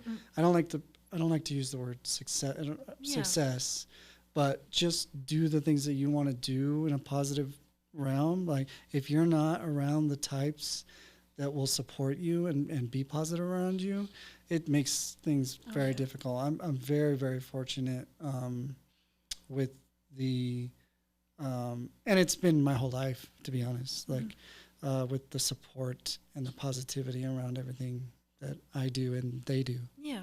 Yeah. And I feel like also you give it back by supporting. Yeah. It's a two-way street. Yeah. That's partly why, that's a big part of it.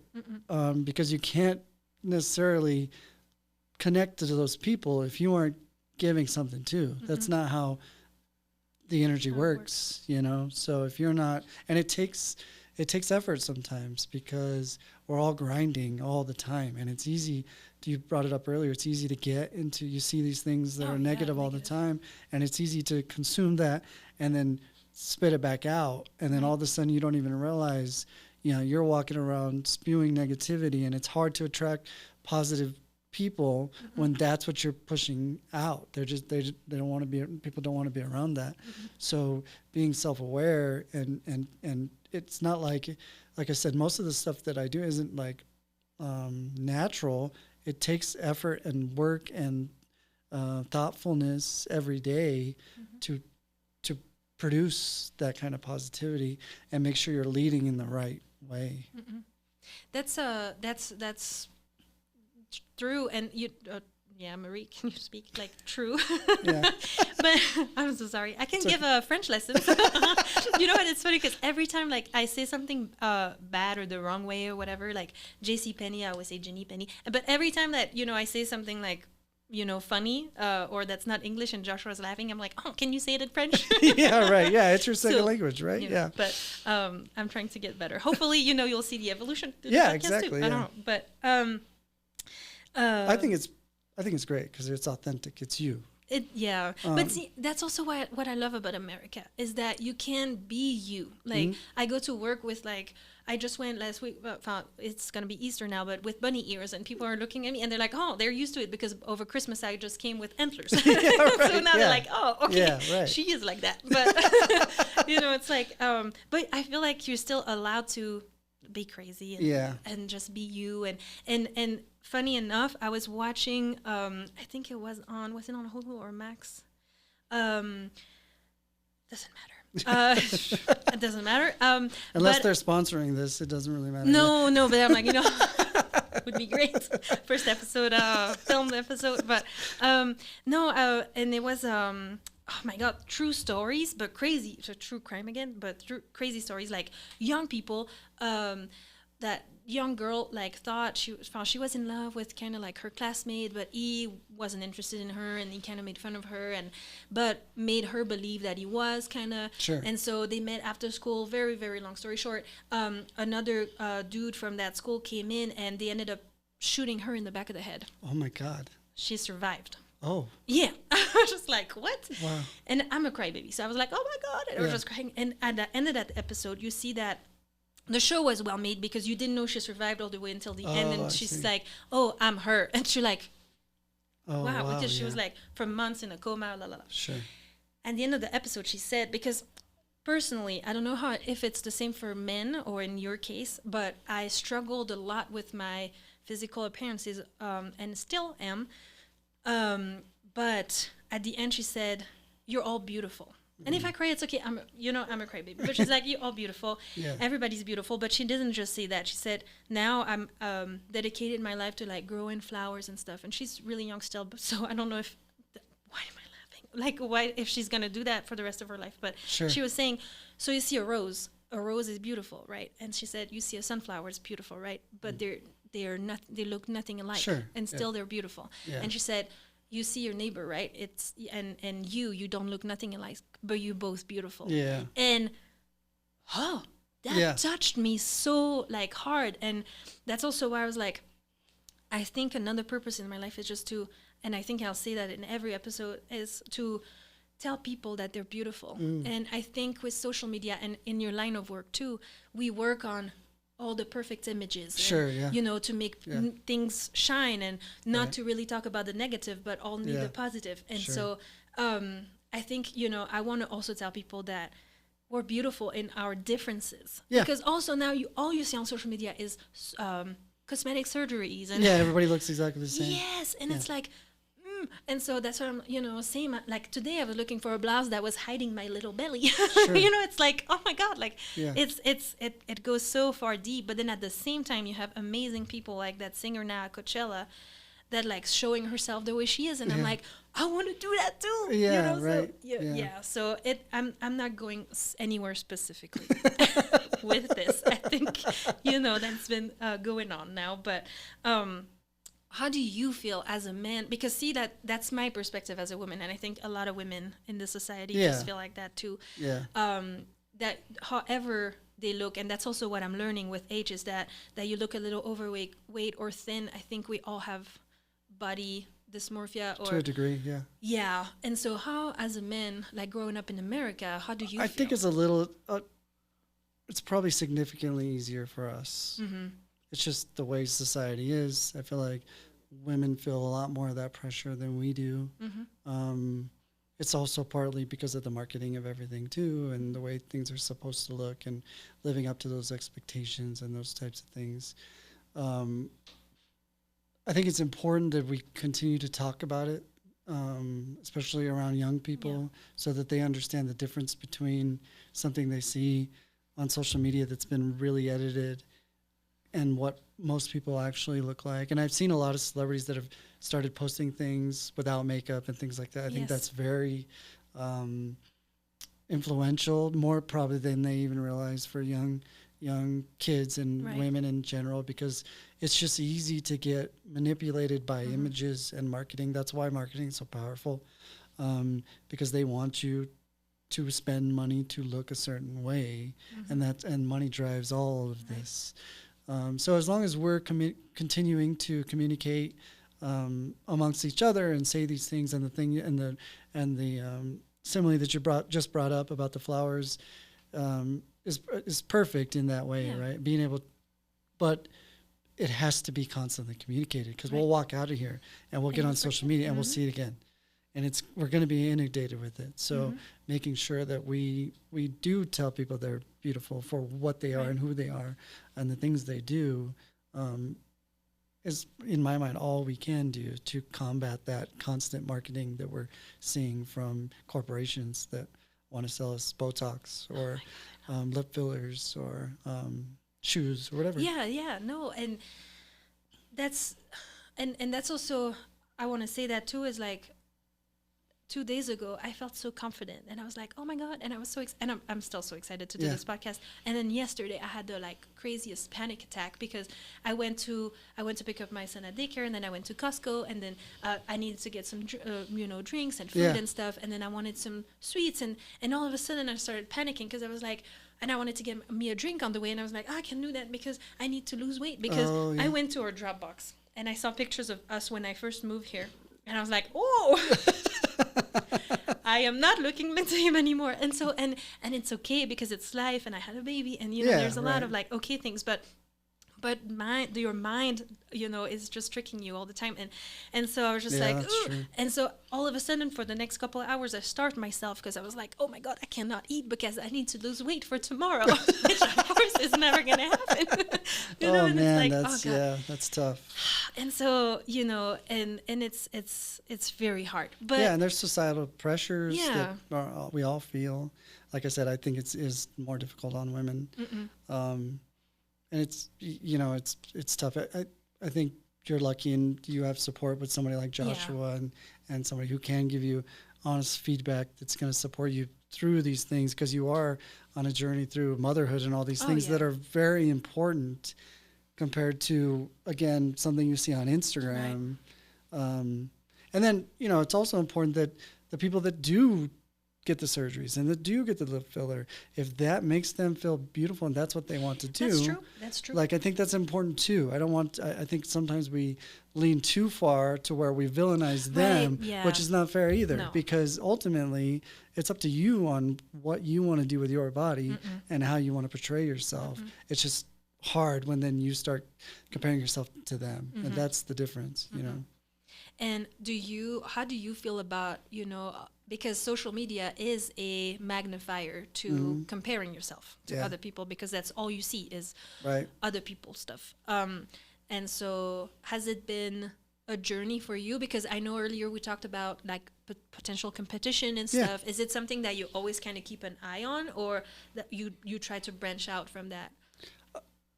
I don't partake in it to that level quite often, to be honest. I don't know why. I couldn't tell you why.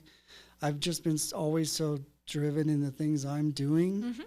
And maybe I'm a little distracted by how much I have going on that I don't, and like, it's almost part of that same thing that I don't have a 5-year plan. I also don't have someone I want to be 5 years from now.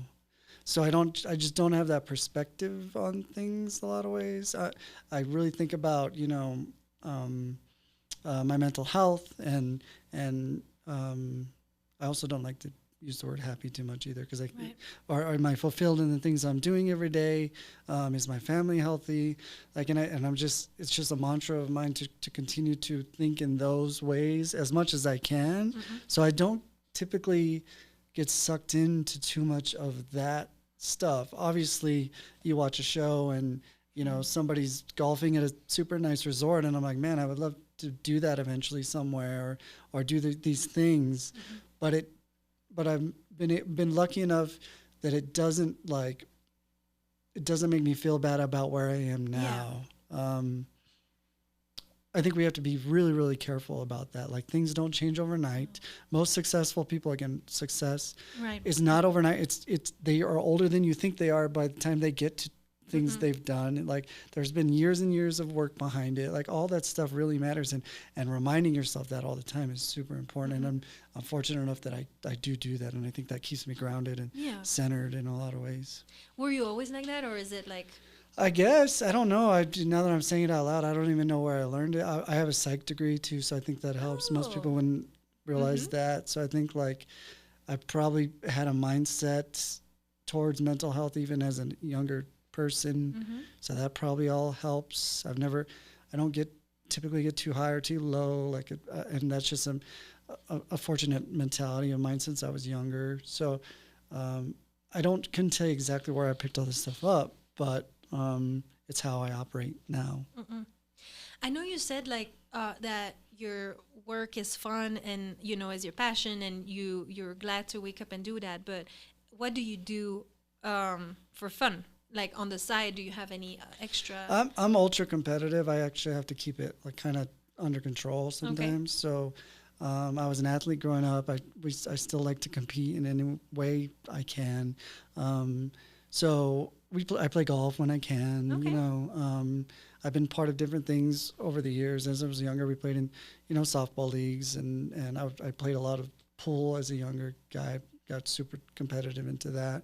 But I played, like, me and Josh would know each other from playing video games, and that I always need that competitive piece of my life, because I feel like I go a little stir crazy if I'm not competing once in a while at something, and then it's just built into who I am. So that's what I like to do, on the time that I do get is and it makes it, and again, I have a lot of good people around me that also like to do those things. So we get to go, and like next Saturday we'll play golf for my brother's birthday and things like that. Nice. Like, those are the types of things that I really enjoy. My little brother is a touring musician, so we go and see him wherever I can, and that reconnects me to the way I grew up and the family and all those types of things. So those are the personal things that I get to do beyond what I do with the ABQ Live side that I really, enjoy doing, for sure. Sorry, I went a million places with you when you were saying all that. And are you the type that needs to win a game before going to bed? I used to be. I have to be really careful about any of that. Like, I it's just one of those things that, my drive has been very useful for me, and it's helped me get to this place that I am now. But it's like anything else. If you don't balance it, it won't be great, right? So and again, it's one of those things that you learn as you get older, and you become more mature. I just keep myself out of situations where I know I'm gonna obsess over something or want to get really good at something, yes, I was that type a lot of times. I ended up that type when shooting pool and those types of things, where I wouldn't go to bed till I did a certain amount of things. Like, all that stuff. Yeah, that competitive nature that is mostly positive for me can cross that line and be detrimental. So if I don't balance it and be careful, yeah, absolutely.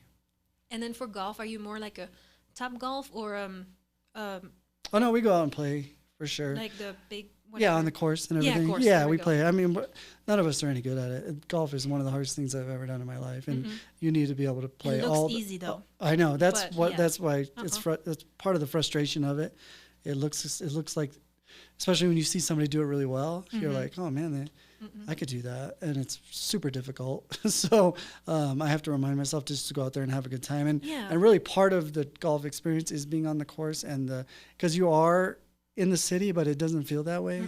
You know, you're kind of surrounded by nature and different things. So that's a big part of it too, is getting away while you're still here. Yeah. And I mean, that's always has been a question of mine because I'm more of a mini golf person. I just love mini golf. I hate top golf. Gotcha.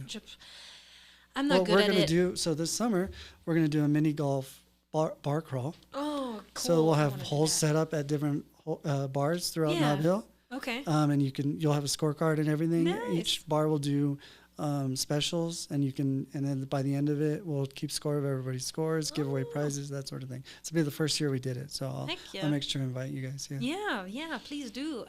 As long as for me, there's like margaritas. Exactly. And, you know, I'm in. But so how do you know where your ball lands? Because I mean, I used to play like on the Wii, you know, and of course, like, you know, on like a video game, it goes wherever the ball landed. Sure. But in real life, I will, and maybe that sounds stupid. I've always wondered, how do you see where it went? Yes. You don't always. Okay. You have a general idea of where it went, and but so you lose balls all the time if you're like us and not very good. If you're hitting exactly where you think you are, and you stay in the fairway, it's easy to find. But is then most of the game like trying to find your ball? It can be, especially when you're learning. Yeah, it can be. That's part of what you're doing. You're looking in this bush. Okay. Yeah. It's just part of the experience. And is it like an expensive thing to do? It can be, but you can learn pretty inexpensively. And there's smaller courses to learn and do different things. And most people don't realize you got to pay to go to the driving range, which is not on the course. You can go hit balls. They'll give you a bucket of balls, so you can learn that way. Okay. But the putting greens and the chipping greens on golf courses are free. You just got to take your own stuff and go do it. Most people just don't realize that that's accessible. I mean, you're supposed to be playing, but you could go and putt, learn how to putt, and nobody's going to tell you anything.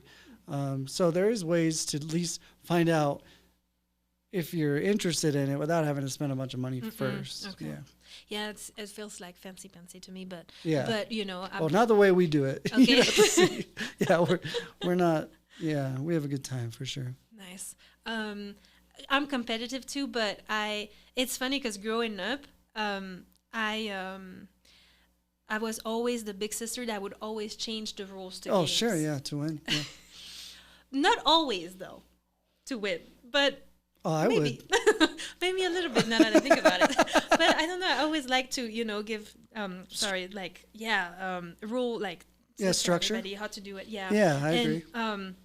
But now as an adult, it's more difficult to kind of find ways to do that. And again, I lost my train of thought. It's okay. It's ridiculous. But is there any other sports you like to do? Well, I grew up playing basketball. I'm trying to get a little bit back into that. It's tougher as you get older. But not really. Golf is once you get, in your 40s, I feel like we end up in golf and pickleball now. Lots of people are playing pickleball. What is that? It's kind of like cross between tennis and ping pong. Okay. But on miniature tennis courts. It's very, very, it's the fastest growing sport in America. Okay. Yeah, it's very popular. I've only played it a couple times. But there's courts all over the place. I bet there's even courts on your side of the mountain. Yeah, probably. Maybe you can make another, a competition. I don't need another thing to create, that's for sure. I can give you other ideas. No, that's amazing. On another note, do you like cooking? What's your go-to for? I do like cooking. I just and I really got to cook a lot during COVID, like most of us did, right? And it made me realize how much I do enjoy it on occasion. But I'm like a crock pot person, or like I really like. I mean, it makes sense for what I do. Like green chili stew, right, is a go-to.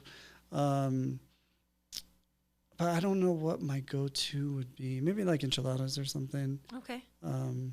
I don't really get to cook that much anymore, but during COVID, I really got to mess around with a lot of stuff. So if we would do like a day in my, how do they, because in French they do that a lot, the vloggers and influencers and stuff, they do like a day in my plate. I don't know if that really translates really well, or a day in my life, whatever. So what would like a typical, if there is such a thing as a typical day for you, like what would a typical day be, like in terms of like even schedule, food, anything? I don't eat it in the mornings typically, hardly ever. I just never have been that type of person. I get up and go, and then I get hungry in the afternoon. So I usually only eat twice a day. And then a lot of times, since we're out and about, the lunches are either at clients' locations or something fast casual, right? But like El Patron's a big client of ours, so New Mexican food, or Cocina Azul, or those types of places. Or me and Joshua, we would go to, what's the place on Manal? It's still New Mexican food. Garcia's? No, not Garcia's. He's going to kill me for forgetting this. So that's lunch. I was going to say you would go get a corn dog, but I guess that was really early in the days. Yeah. Well, shoot, I was feeding him McDonald's back in the day. I'd buy a McDonald's and sweet tea and like McDonald's apple pies. We would go to Frank's chicken and waffles a lot. That was a client back then. Probably too much. Me and him ate that a lot. We laugh about it now, but good thing we were young, because we ate a lot of terrible food back then. I mean, it's really good food. Yes. It's just you shouldn't eat it every day like we were doing. So yeah, and then dinners I typically cook at home, but it's usually, like I said, stuff that I create in the air fryer, like the crock pot and things like that. But again, I'm very fortunate that I can go to a lot of places to eat a lot of food. That's good, but also could be, like you said, sometimes then a little overwhelming to eat the same or some of the same. Yeah, like I said before, if you're not balancing it, I'd be 250 pounds. I saw on your story this past couple days that you have little puppies. Oh, those aren't mine. Oh, okay. Everybody's asking. It's wild. I know. It's wild. You put one thing on and they're beautiful little golden retrievers, right? I was just dog sitting for a friend who had to go into work and didn't realize she needed to, so she called me. And my staff bring in dogs once in a while too. Okay. So I was like, yeah, they can come to the office with me. So I honestly, that's super difficult too. I don't know how she does it. Those are 16-week-old golden retrievers, right? A lot of energy. Yeah, and just like, you can't just get up and go like I'm used to. You got two things you got to worry about. And then I had some meetings that I had to go. I'm like, wait, I can't take dogs to this meeting. Like stuff you don't think about until you. So like, I don't even know if I could do it like regularly. So you don't have animals on the. No, I had a cat for 19 years. Oh, yeah. I remember. I'm so sorry. Yeah. I remember seeing your story about that. Yeah, and he was great. Obviously, 19 years, lots of different things happened in my life over that time. He was an indoor-outdoor cat. He took care of himself in a lot of ways. But I don't know, even that right now, a cat right now doesn't even make sense in my life. That's how crazy things are.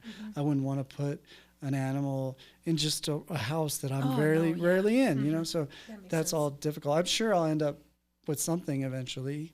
But right now, I don't know where it even fits. And now we're hitting summer where we got stuff like every other weekend that I'm at. And so I'm in the office in the weekdays, and then weekends I'm at events. Yeah. So my life is wild. Well, you know what? I wanted to see, because a little, how do you say that? I can't think. For real, Marie? Like a tradition. Here we go. We're on episode 3, but it's becoming a tradition. Sure. Is for why am I reading it? It's for the this is ridiculous. It's for the guests prior to you to have like written a question in here that I'm gonna ask you to answer. Interesting. Yeah. So not knowing who the next guest was gonna be, and then I will give you the little book, and then you can write a question for the next guest. Cool. Who now I realize I told you who it was gonna be. Yeah. So that makes it a little more difficult. Well, not really, but it's more like, like the universe, law of attraction kind of thing that I'm like, oh, you don't know who you're asking a question to. Yeah. But sometimes it does just go spot on stuff. And sure. It can lead to another type of conversation. But let me just write your name right here, which I should have done beforehand. And so Patsy was my guest before you. And so she wrote, do you know... Oh, I forgot she wrote that question. Do you know where you are going when you die? No. No idea. I mean, I think it's... Yeah, I have no idea. It's funny because we didn't touch at all on the spiritual subject. Right. And it's not something I talk about much. Because I don't know. I'm very... as far as my mindset goes, I'm very... in the moment and centered here. I don't know for sure where we end up. Have you grown did you grow up in a religious family in any way? No, not at all. Okay. I have religious cousins and different things, but not us. Or I say, our religion was music in a lot of ways, right? We were surrounded by that kind of thing. And I think we learned a lot of the things that we learned to be good human beings from the way that my parents and my grandparents operated without any kind of particular spiritual guidance in that way, one way or the other. Yeah. That's interesting because see, like for me, my parents were not religious. However, because of, I guess we had you had like 9/11 too, but we had a couple like of terrorist attacks in Brussels specifically too. And there was this rise of fear around Islam. Oh, sure. And so my dad, his perspective on things was he grew up as it's a funny thing for me too, like as a European, for us Christian Catholicism is like the same thing. So, I know here there's a lot of different types of churches, and so he grew up as a Catholic, I want to say, Christian, and he was baptized. I was baptized too, and but we didn't go to church every Sunday by any means. However, once he started his association to help homeless people, the church from our neighborhood was actually kind of really active to help raise funds. So we ended up going for a little bit to church every Sunday, which to us was really fun. Well, to me was really fun because I love singing and I'm really bad at it. But in church, nobody hears you, so it ended up being really fun. However, I am not making fun of churches or and I want to be really respectful in that way too. That sounds like a positive thing to say. Yeah, all that to say that with my youngest brothers and sisters, my dad was more like he sent them to catechism. So I don't know how you say it. Catechism. Because he was also, his mindset was, I need to give them some sort of a religious education so that they're not without one or lost in a certain sense, that they would go and find answers maybe in some other because at that point there was a lot of people recruiting like from very like far religious people in other religions, and so my dad was always scared that my brothers or my sisters would be like recruited so it gave them structure. And so in a way I kind of grew up with that mindset of I have to kind of believe in something to not be drawn into something else. But I'm actually not a believer, and to me, like what we were talking about earlier, I believe in the law of attractions and energies. Absolutely. And I believe like if you like whatever energy you give, you receive back. And to me, I think we're all God, because to me, you're always an influence to to a certain way, or a certain degree, but you influence someone else in your life, and you're influenced by other people. But the good that you do, and that's controversial, I guess, but to me, it's not because of a God. It's because like you did that good, and some people dedicate their lives to Jesus or God or a God, regardless of the religion.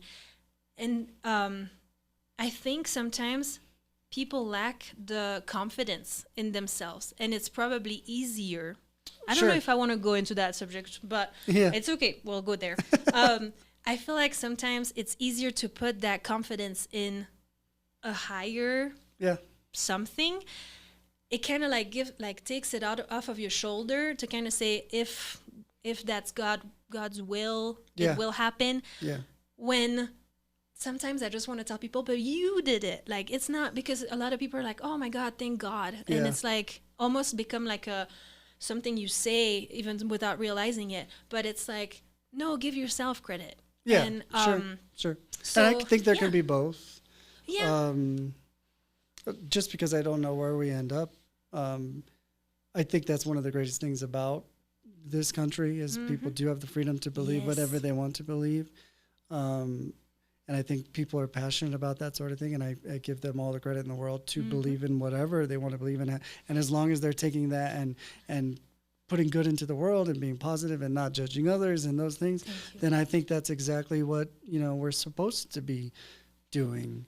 And then I also think you're right. I think sometimes people can get caught up into things and not take enough, I guess the word is like, credit for the things they're doing on their own as well. But on the other side, I can also see when people are going through troubling experiences where it is helpful to rely on their religious background to get through them. Whether if we rely on the law of attraction and I rely on like balance in the universe and those types of things, they rely on the things they've learned as a child through whatever, or adult through the things they've been taught. But see, and to me, like, I went through that when my mom passed. To me, I was like, this isn't fair. Like, like, why would God, like, if there was a God? But again, that's, my own opinion, and with what I went through and stuff. And I'm like, I never had the opportunity to change my mind and grow and talk to my mom. And and she went through so much hard stuff in her life too, and she did bad things, but she also went through a lot. And I'm like, she died at 49, and so I'm like, it's not fair. That fair? And it's not fair for me. I didn't even have time to grow out of it and and think and take a step back and and so it's like, so you're like, but like, it's the basic saying that always, like, everybody says, like, well, if there was a God, why would there be cancer for children and stuff like that? And I think, I don't know if that's really the reason why there shouldn't be a God, or there is no God, or there is one, and I don't know, and we don't have the answer. No, but I do think I'm a big proponent. Honestly, I said I got a psych degree. I think everybody should have a therapist. I think honestly, I think it's something that is super important to. Some people use religion as their therapy, and I think you need both.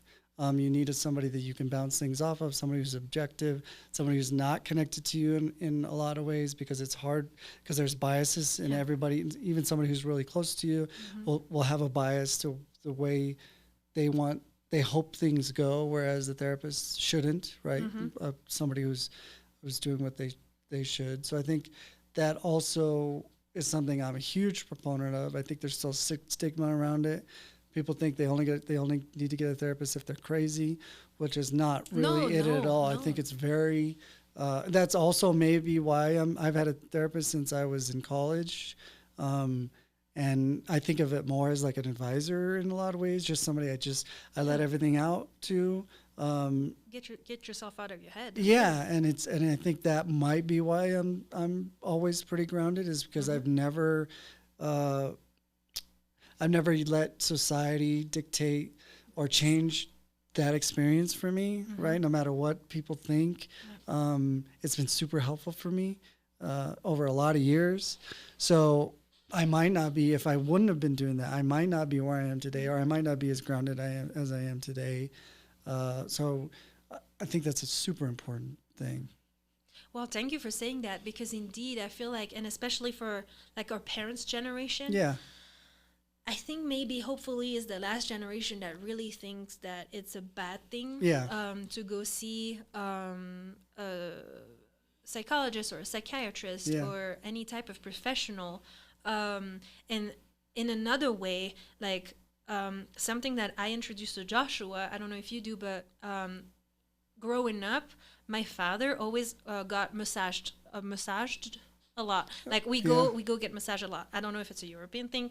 Not a lot of my friends did that too. But when I'm like, and when he came to visit me, we went to get a massage, and then he was like, "Wait, that's so weird. Like, I'm not used to it." And then when I moved here, that's now something we do regularly, because you need to let it go of the stress and the anxiety, and then also our professions.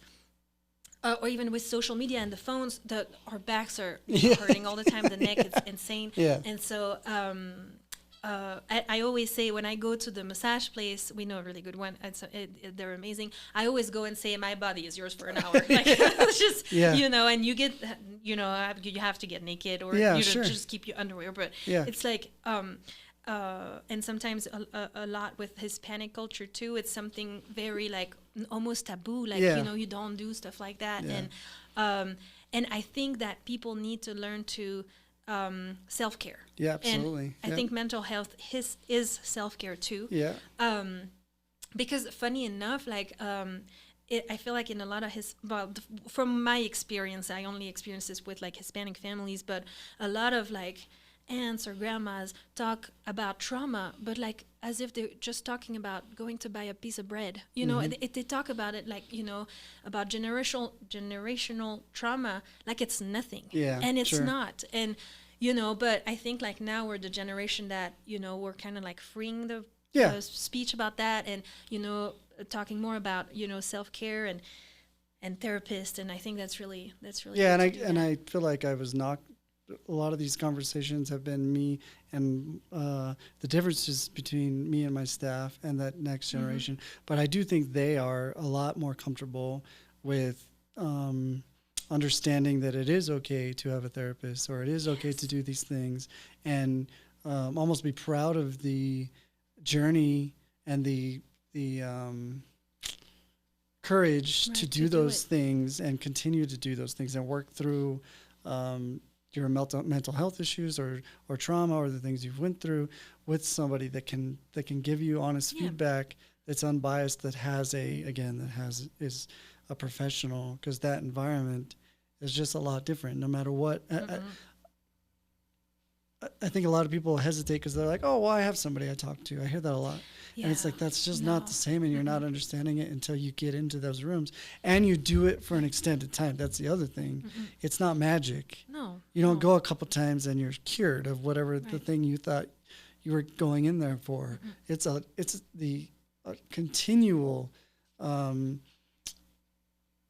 trek through lots and lots of things, and you don't know when breakthroughs are going to happen. You don't know, and sometimes you'll look back and realize you didn't realize when a breakthrough happened, because that's how life is, and people want instant results from a therapy session, and that's not how it works at all. No, and then sometimes, like you said, people are like, no, I have like a good friend, or I have someone to talk to, but it is not the same, because first of all, it's like social media again. You only share what you want to share. Yeah.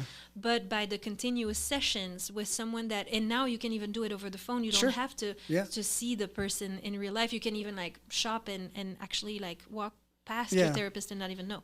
But also now with the generation, like you said, that have a hard time like talking on the phone, it's also I would recommend going to somebody until you're comfortable. That's what I do. I went to them for a long time. Now we do phone calls a certain amount of times, and then I come back in and check in face to face once in a while, because I think it makes a difference one way or another. But you're right, the accessibility to it is easier than it's ever been, because you can jump on the phone. Nobody would ever have to know that you're talking to somebody. Right. And that wasn't really readily available until the last few years. So I think that is a positive portion of it. But then also, and like you said, the continuousness of the meeting is when little by little, even if at first you keep a lot of things in. Right, which you naturally probably will. But then you open up. Yeah. Like, and for me, I'm always an open book. I talk way too much. And so I talked to a therapist a lot when I first moved here because I had, like, my mom passed and then my dad didn't want to talk to me because I decided to move to America. Yeah, and right. La, la, la, la, la. Right. And so, but I've always been so open because for some reason for me, I can't keep things in. It's almost like I can feel the weight of it, and it's like I can't physically keep it in, and so I cry a lot, I talk a lot, and that's my way of I feel like I'm an emotional sponge, and so that's my way of just like drying it out. Yeah. But in sometimes like I had a therapist that was like, that was a lot. Like, I think we covered my whole life in an hour session. She was like, I'll come back to you next week. and at first I was a little bit like you talked a minute ago, like not disappointed, but I thought she was going to help me just. And say something profound. Yes. And that's not really what it is. No. And, and so, and same, like, I went through a couple traumas, and I talked about it in the previous episode with Patsy. I don't have a problem talking about it. It happened, and it's behind me. Like, I was raped when I was in Belgium, and that's something that I talked to my therapist almost like it happened, and and she was like, no, and then I moved on to another phase of my life, and she was like, let's just go back. Sure. And so and sometimes you kind of like you just like compartmentalize stuff, and it's okay to do that to protect yourself. Right. But I feel like a lot of people do that in this generation, because I also wanted to touch really quick in, I think both of us, when we grew up, we didn't have social media. Yeah. And we were in the generation where we only had, I think it was probably the same in America, but in Belgium I had a plan where I only had like 300 texts for the month. Yep. And so you had to be very, specific in who you were texting and what you were texting. There was, you couldn't text K because it was you one weren't going to text. waste that. Yeah. No. Yeah. And so, but also, I was so grateful to grow up without that, and without where I was bullied in school, and so I was so lucky because then the bullying stayed in school. Yeah, it never followed me home, and I think if I grew up nowadays, it'd be tougher. Yeah. Oh man, I don't know how I would survive it, and so yeah. How was it for you? As far as growing up without technology, I feel like I just keep saying that I'm fortunate because I am. Yeah. I wasn't bullied. I was an athlete. And that's okay. I was an athlete growing up. There we go. But you were not the bully, though. No, I wasn't. Okay. I had I still have some of the same friends that I grew up with. Still small town stuff. I didn't have a cell phone until I was 18, and I wasn't texting until I was in college. So 1920. So there's a whole lot of time before cell phones and social media and things like that. I definitely think things would have been different growing up and just comparing ourselves to other things and trying to live up to those types of things. But my, adolescence all the way through college was mostly positive in almost every way that it could be. Obviously, there's things that have happened. My mom left when I was like 7. I actually moved out of my house into my uncle's house when I was 15 when my dad remarried. So like those things are traumatic, right? They are traumatic. But there was just a constant line of support that made those things easier for someone like me to work through. Whereas if I didn't, those things could have my life would have been completely different. I would have made different decisions. Yeah. I wouldn't have been able to process it as easily. I could have, would have done who knows what. And you see it with kids all the time that lash out and things like that. I never needed or had to do that. And then as soon as I got into college, I'm lucky enough that I had the foresight to start going to therapy on my own. I don't even know, maybe just because I was a psych undergrad that I was in tune to that, that allowed me to continue through because without, it's just hard to do on your own. Oh, yeah. Life in general is hard to do on your own. Yeah. So makes a big difference when you have support all the way around you. Well, you know what? I'm really happy for you. Thank you. I mean, if you don't mind me asking, and if not, if you do, it's okay. Um, is your mom still around? No, she passed away. She passed away close to 10 years, maybe 8 years ago. And then my dad passed away a couple of years ago, or a year and a half ago. I'm so sorry for your loss. Thank you. Yeah, but my mom left when I was younger. Did you see her? I didn't after really that? stay connected, not me personally. My older sisters did, Okay. but they spent more time growing up with her, so it made more sense.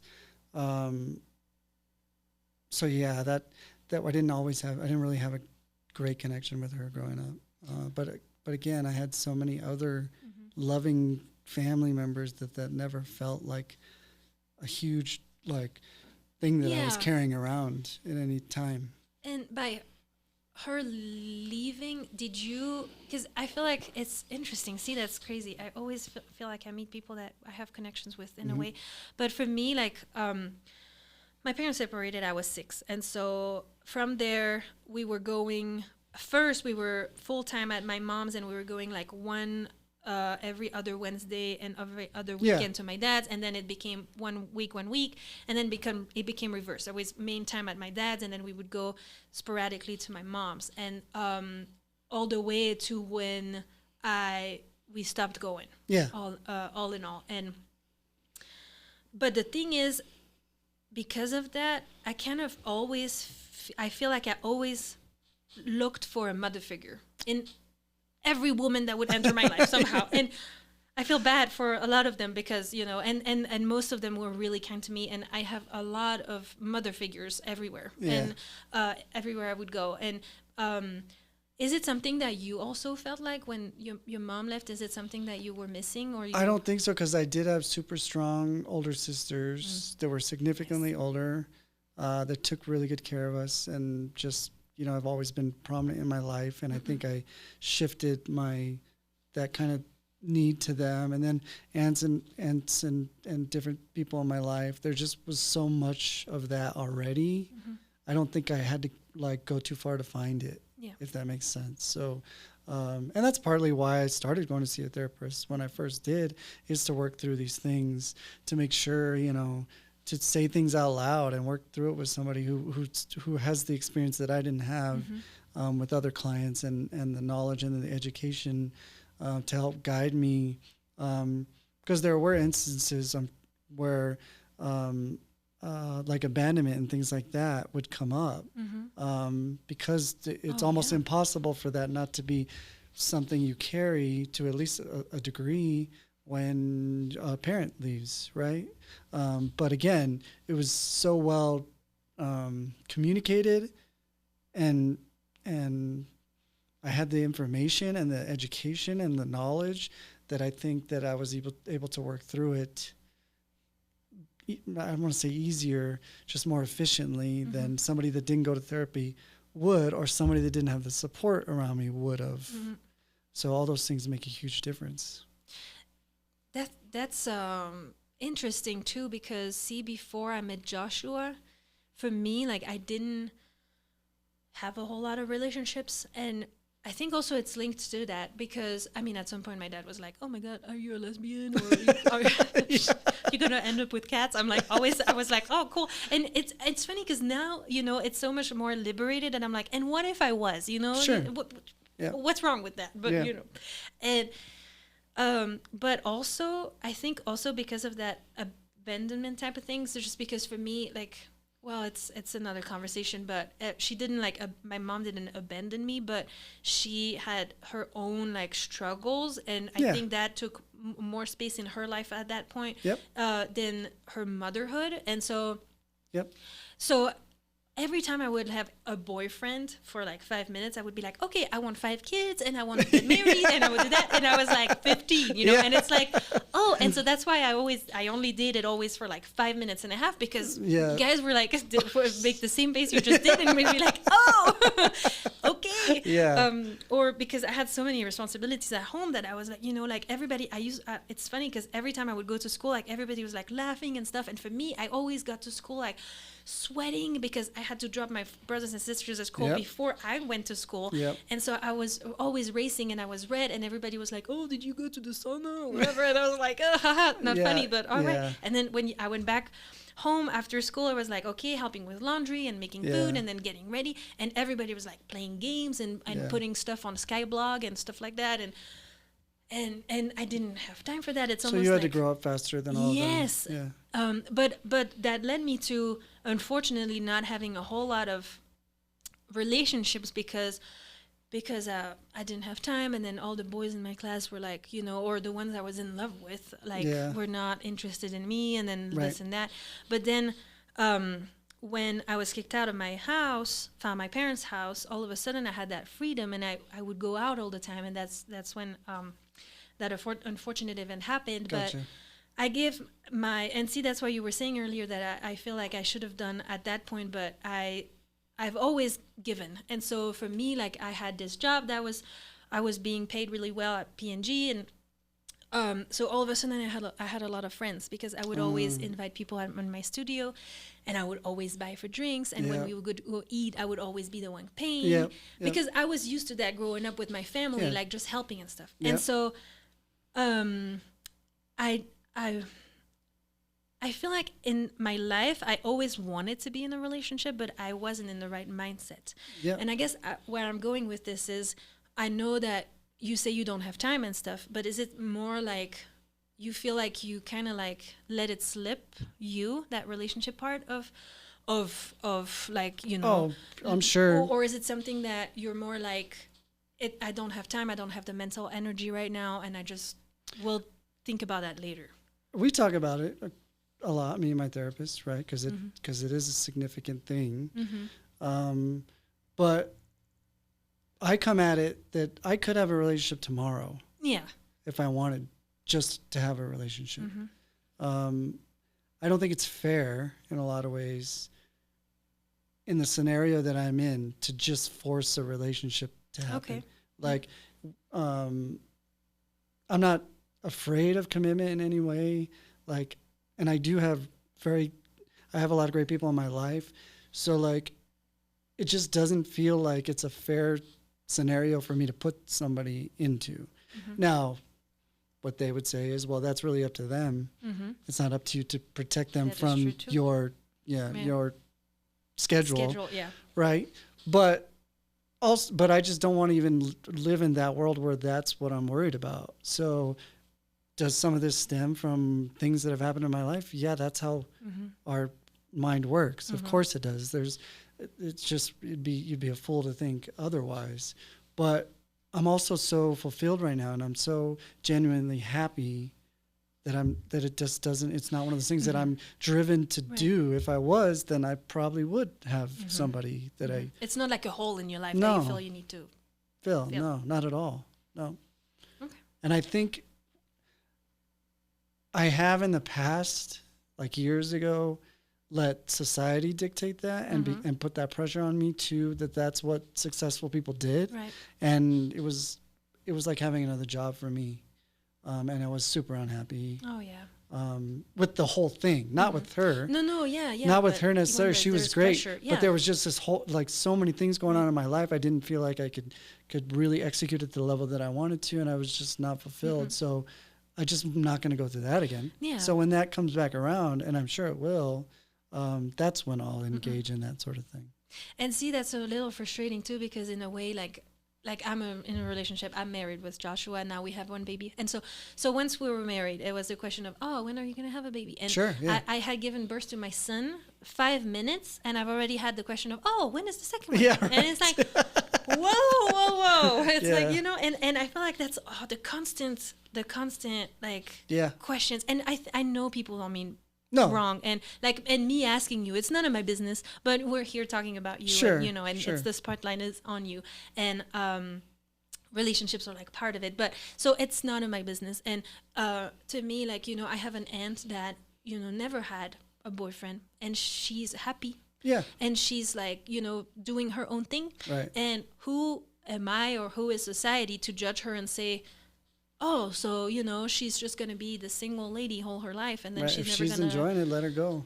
Right. And so, I feel like also now people are okay more with just people living their life to the fullest. They want to live Yeah. it too. And it's not, like we said, it's not there is no American dream. Yes and no, in the sense that I feel like the American dream nowadays is not especially just having a dog and the white picket fence and Yeah. a house. And, it's what you make of it Right. too. Yeah. I agree. And the people you surround yourself with, I think, is a really important part of it. But see, and it's funny, like coming back around to this question from Right. Patsy about where do you go when you die. I remember her answering it as she was writing it and saying that for her, she wasn't afraid of death because she knew she was going to go back to God. And Right. she was so at peace with that. And it made me think about it because I was almost like admiring her for it. Yeah. She truly like felt like she was like, oh yeah, and then I'm gonna go and meet because I believe was her sister that lost a child, and Sure. she cared for that child, and she was like, I'm gonna go and be with my nephew and Yeah. and all that, and just be surrounded with God and love and all that. And in a way I was a little jealous because I Yeah. don't have that same feeling as her. Yeah. I am scared to death to die. Yeah. But so not knowing where you're going, is it something that scares you at all? No, not now, No. but I think it could later. I don't know. I think that's how some people end up religious as they're older, because they are scared and they're trying to find a pathway for the next thing. I don't think that's what I would do. So no, I'm very into right now and today and the things we get to do and the experiences I get to have. Yeah. And, I don't worry too much about that. That's good. To me, I've been thinking about that lately just because I named my son Jean-Pierre, and I wanted to name him Jean, but Jean here in America is a feminine name, it's Jean. Oh, So I couldn't name it Jean. Yeah. So, and then we loved the name Jean-Pierre, and so kind of made a compromise in there. But he's mainly named after my great-great-grandfather, whose name was Jean. His wife was named Marie, and that's who I was named after. yeah. And funny enough, she didn't seem to be a very nice lady, but he seemed to be a very nice guy. Okay. But I have like a couple pictures of him, and he actually was in the artillery in World War One. Okay. And there's like insane images of him on a horse and stuff, and those pictures are 100 years old. And Yeah. I'm like, and to me, it's almost like mind blowing that there's like a whole other generation from my own family, but from like everybody's family Yep. that lived and probably had the same struggle as us. Yeah. And they're gone. Yeah. And it's like, Yeah. and that's why also, I want to say, because I don't do it. So that's why I want to say it, to maybe try to listen to myself also. Yeah. Is let's please try to stop stressing about ridiculous stuff Things that don't matter. Yeah. that in 100 years people are not even like gonna No. remember about us. And it's Yeah. funny because they're gonna look back and they're gonna see all the like filtered pictures of like the dog filter stuff. Yeah, and right, and that's look gonna- back at us and laugh a lot. Yeah. But it's like sometimes then I think and I'm like, what do I want to be remembered for? And so what would you want to be That's a remembered totally for? different question. I don't Right. even think about that, honestly. I think that question gave me anxiety just right off the bat, because I'm that's- sorry. No, it's not your fault. Yeah, no, but yeah. Because it's just not the way I look at things Mm-hmm. just in general. And I think that kind of mentality makes it harder. Yeah. Like, again, That is true. I think the baseline of this whole interview is like, I don't have a 5-year plan. I don't want to like base my life off what I'm supposed to be or what's supposed to happen or what those things. I really enjoy living in the moment and making decisions as I go through, and what I remember, I mean, as long as I'm doing good and putting good out into the world, I think that will lend itself Yeah. to however people want to remember me. But as long as the interactions are positive and I get to keep doing the things I'm doing, that stuff will work itself out. And thank you, because I think that's personally in my personal life. Something I do a lot is putting a lot of pressure. Right. And circumstances happen that I were to think. I was thinking about him, and it's so crazy because like a teeny tiny story about that is, he had a store in Brussels, and it was a beautiful store. I have pictures of it, and it's like with like tapestry, and he was like selling a lot, and it like his son, my grandpa, used he was even like the personal, do we say tapestrist? I don't think so, but So of the king in Belgium. And it's like, Oh. we have a crazy story, but however, my grandpa just ended up marrying. So he was married to my grandma, and then he divorced her and married another lady. Then he put everything on her name, and then once he did, the lady said, "Okay, bye." And so all the wealth from my family went with her. is just gone. And Oh, I so see. and it's okay. Well, you know, but it's Yeah. like, oh, we have I have a great uncle that was a diplomat for Belgium, and Oh, I just went to see him over the Christmas, and we went to his house, and it's like a museum of like artifact from whatever country. And it's Yeah. like, and my son was walking around, and I was like, ah. So and you know, so I kind of like the in the past few years I was reminded of, you know, a lot of my, you know, the people lived Yeah. before me, and so all of a sudden it's like, kind of like makes you think about yourself. But I think you have the right mentality, because at the end of the day, what can we do? It's like you can only do things that you have an impact on right now. Yeah. And you can think about the future. You can think about like a week from now, 6 months from now, or 5 years, but what good does it do if, you know, because life is unpredictable. And don't get me wrong, I don't. Anybody that does have a clear plan and they want to execute a certain way, Yeah. go you for probably it. can, but Yeah, but for me, that's just not how I've yeah. ever had that mentality. It's hard for me to do it that way. So I'm just different in that way than most people. But I think you're special. Oh, thank you. And I really appreciate you coming to talk to me today. Yeah. And if you don't mind, write under your name. If I know it's a difficult exercise, but if you feel like you have a question that you would ask the next guest, even though you already know who it's going to be, but you know, it can be something that you think could be targeted for her, or just a question that Do I comes to just your write mind. it down, or do I gotta Yes. say it out loud for the You people? you can do both, or you can just keep it a secret. It's I think it is. This exercise is a little more difficult because I know exactly who your I next know. guest is. So I want to ask a question specifically for her, but because I know what she's done, and I know what her family's built, and the success they've created, and how hardworking she is, and all those things. So she's incredible. yeah, she is a Very like a inspiring 1 person. percenter as far as drive goes, for sure.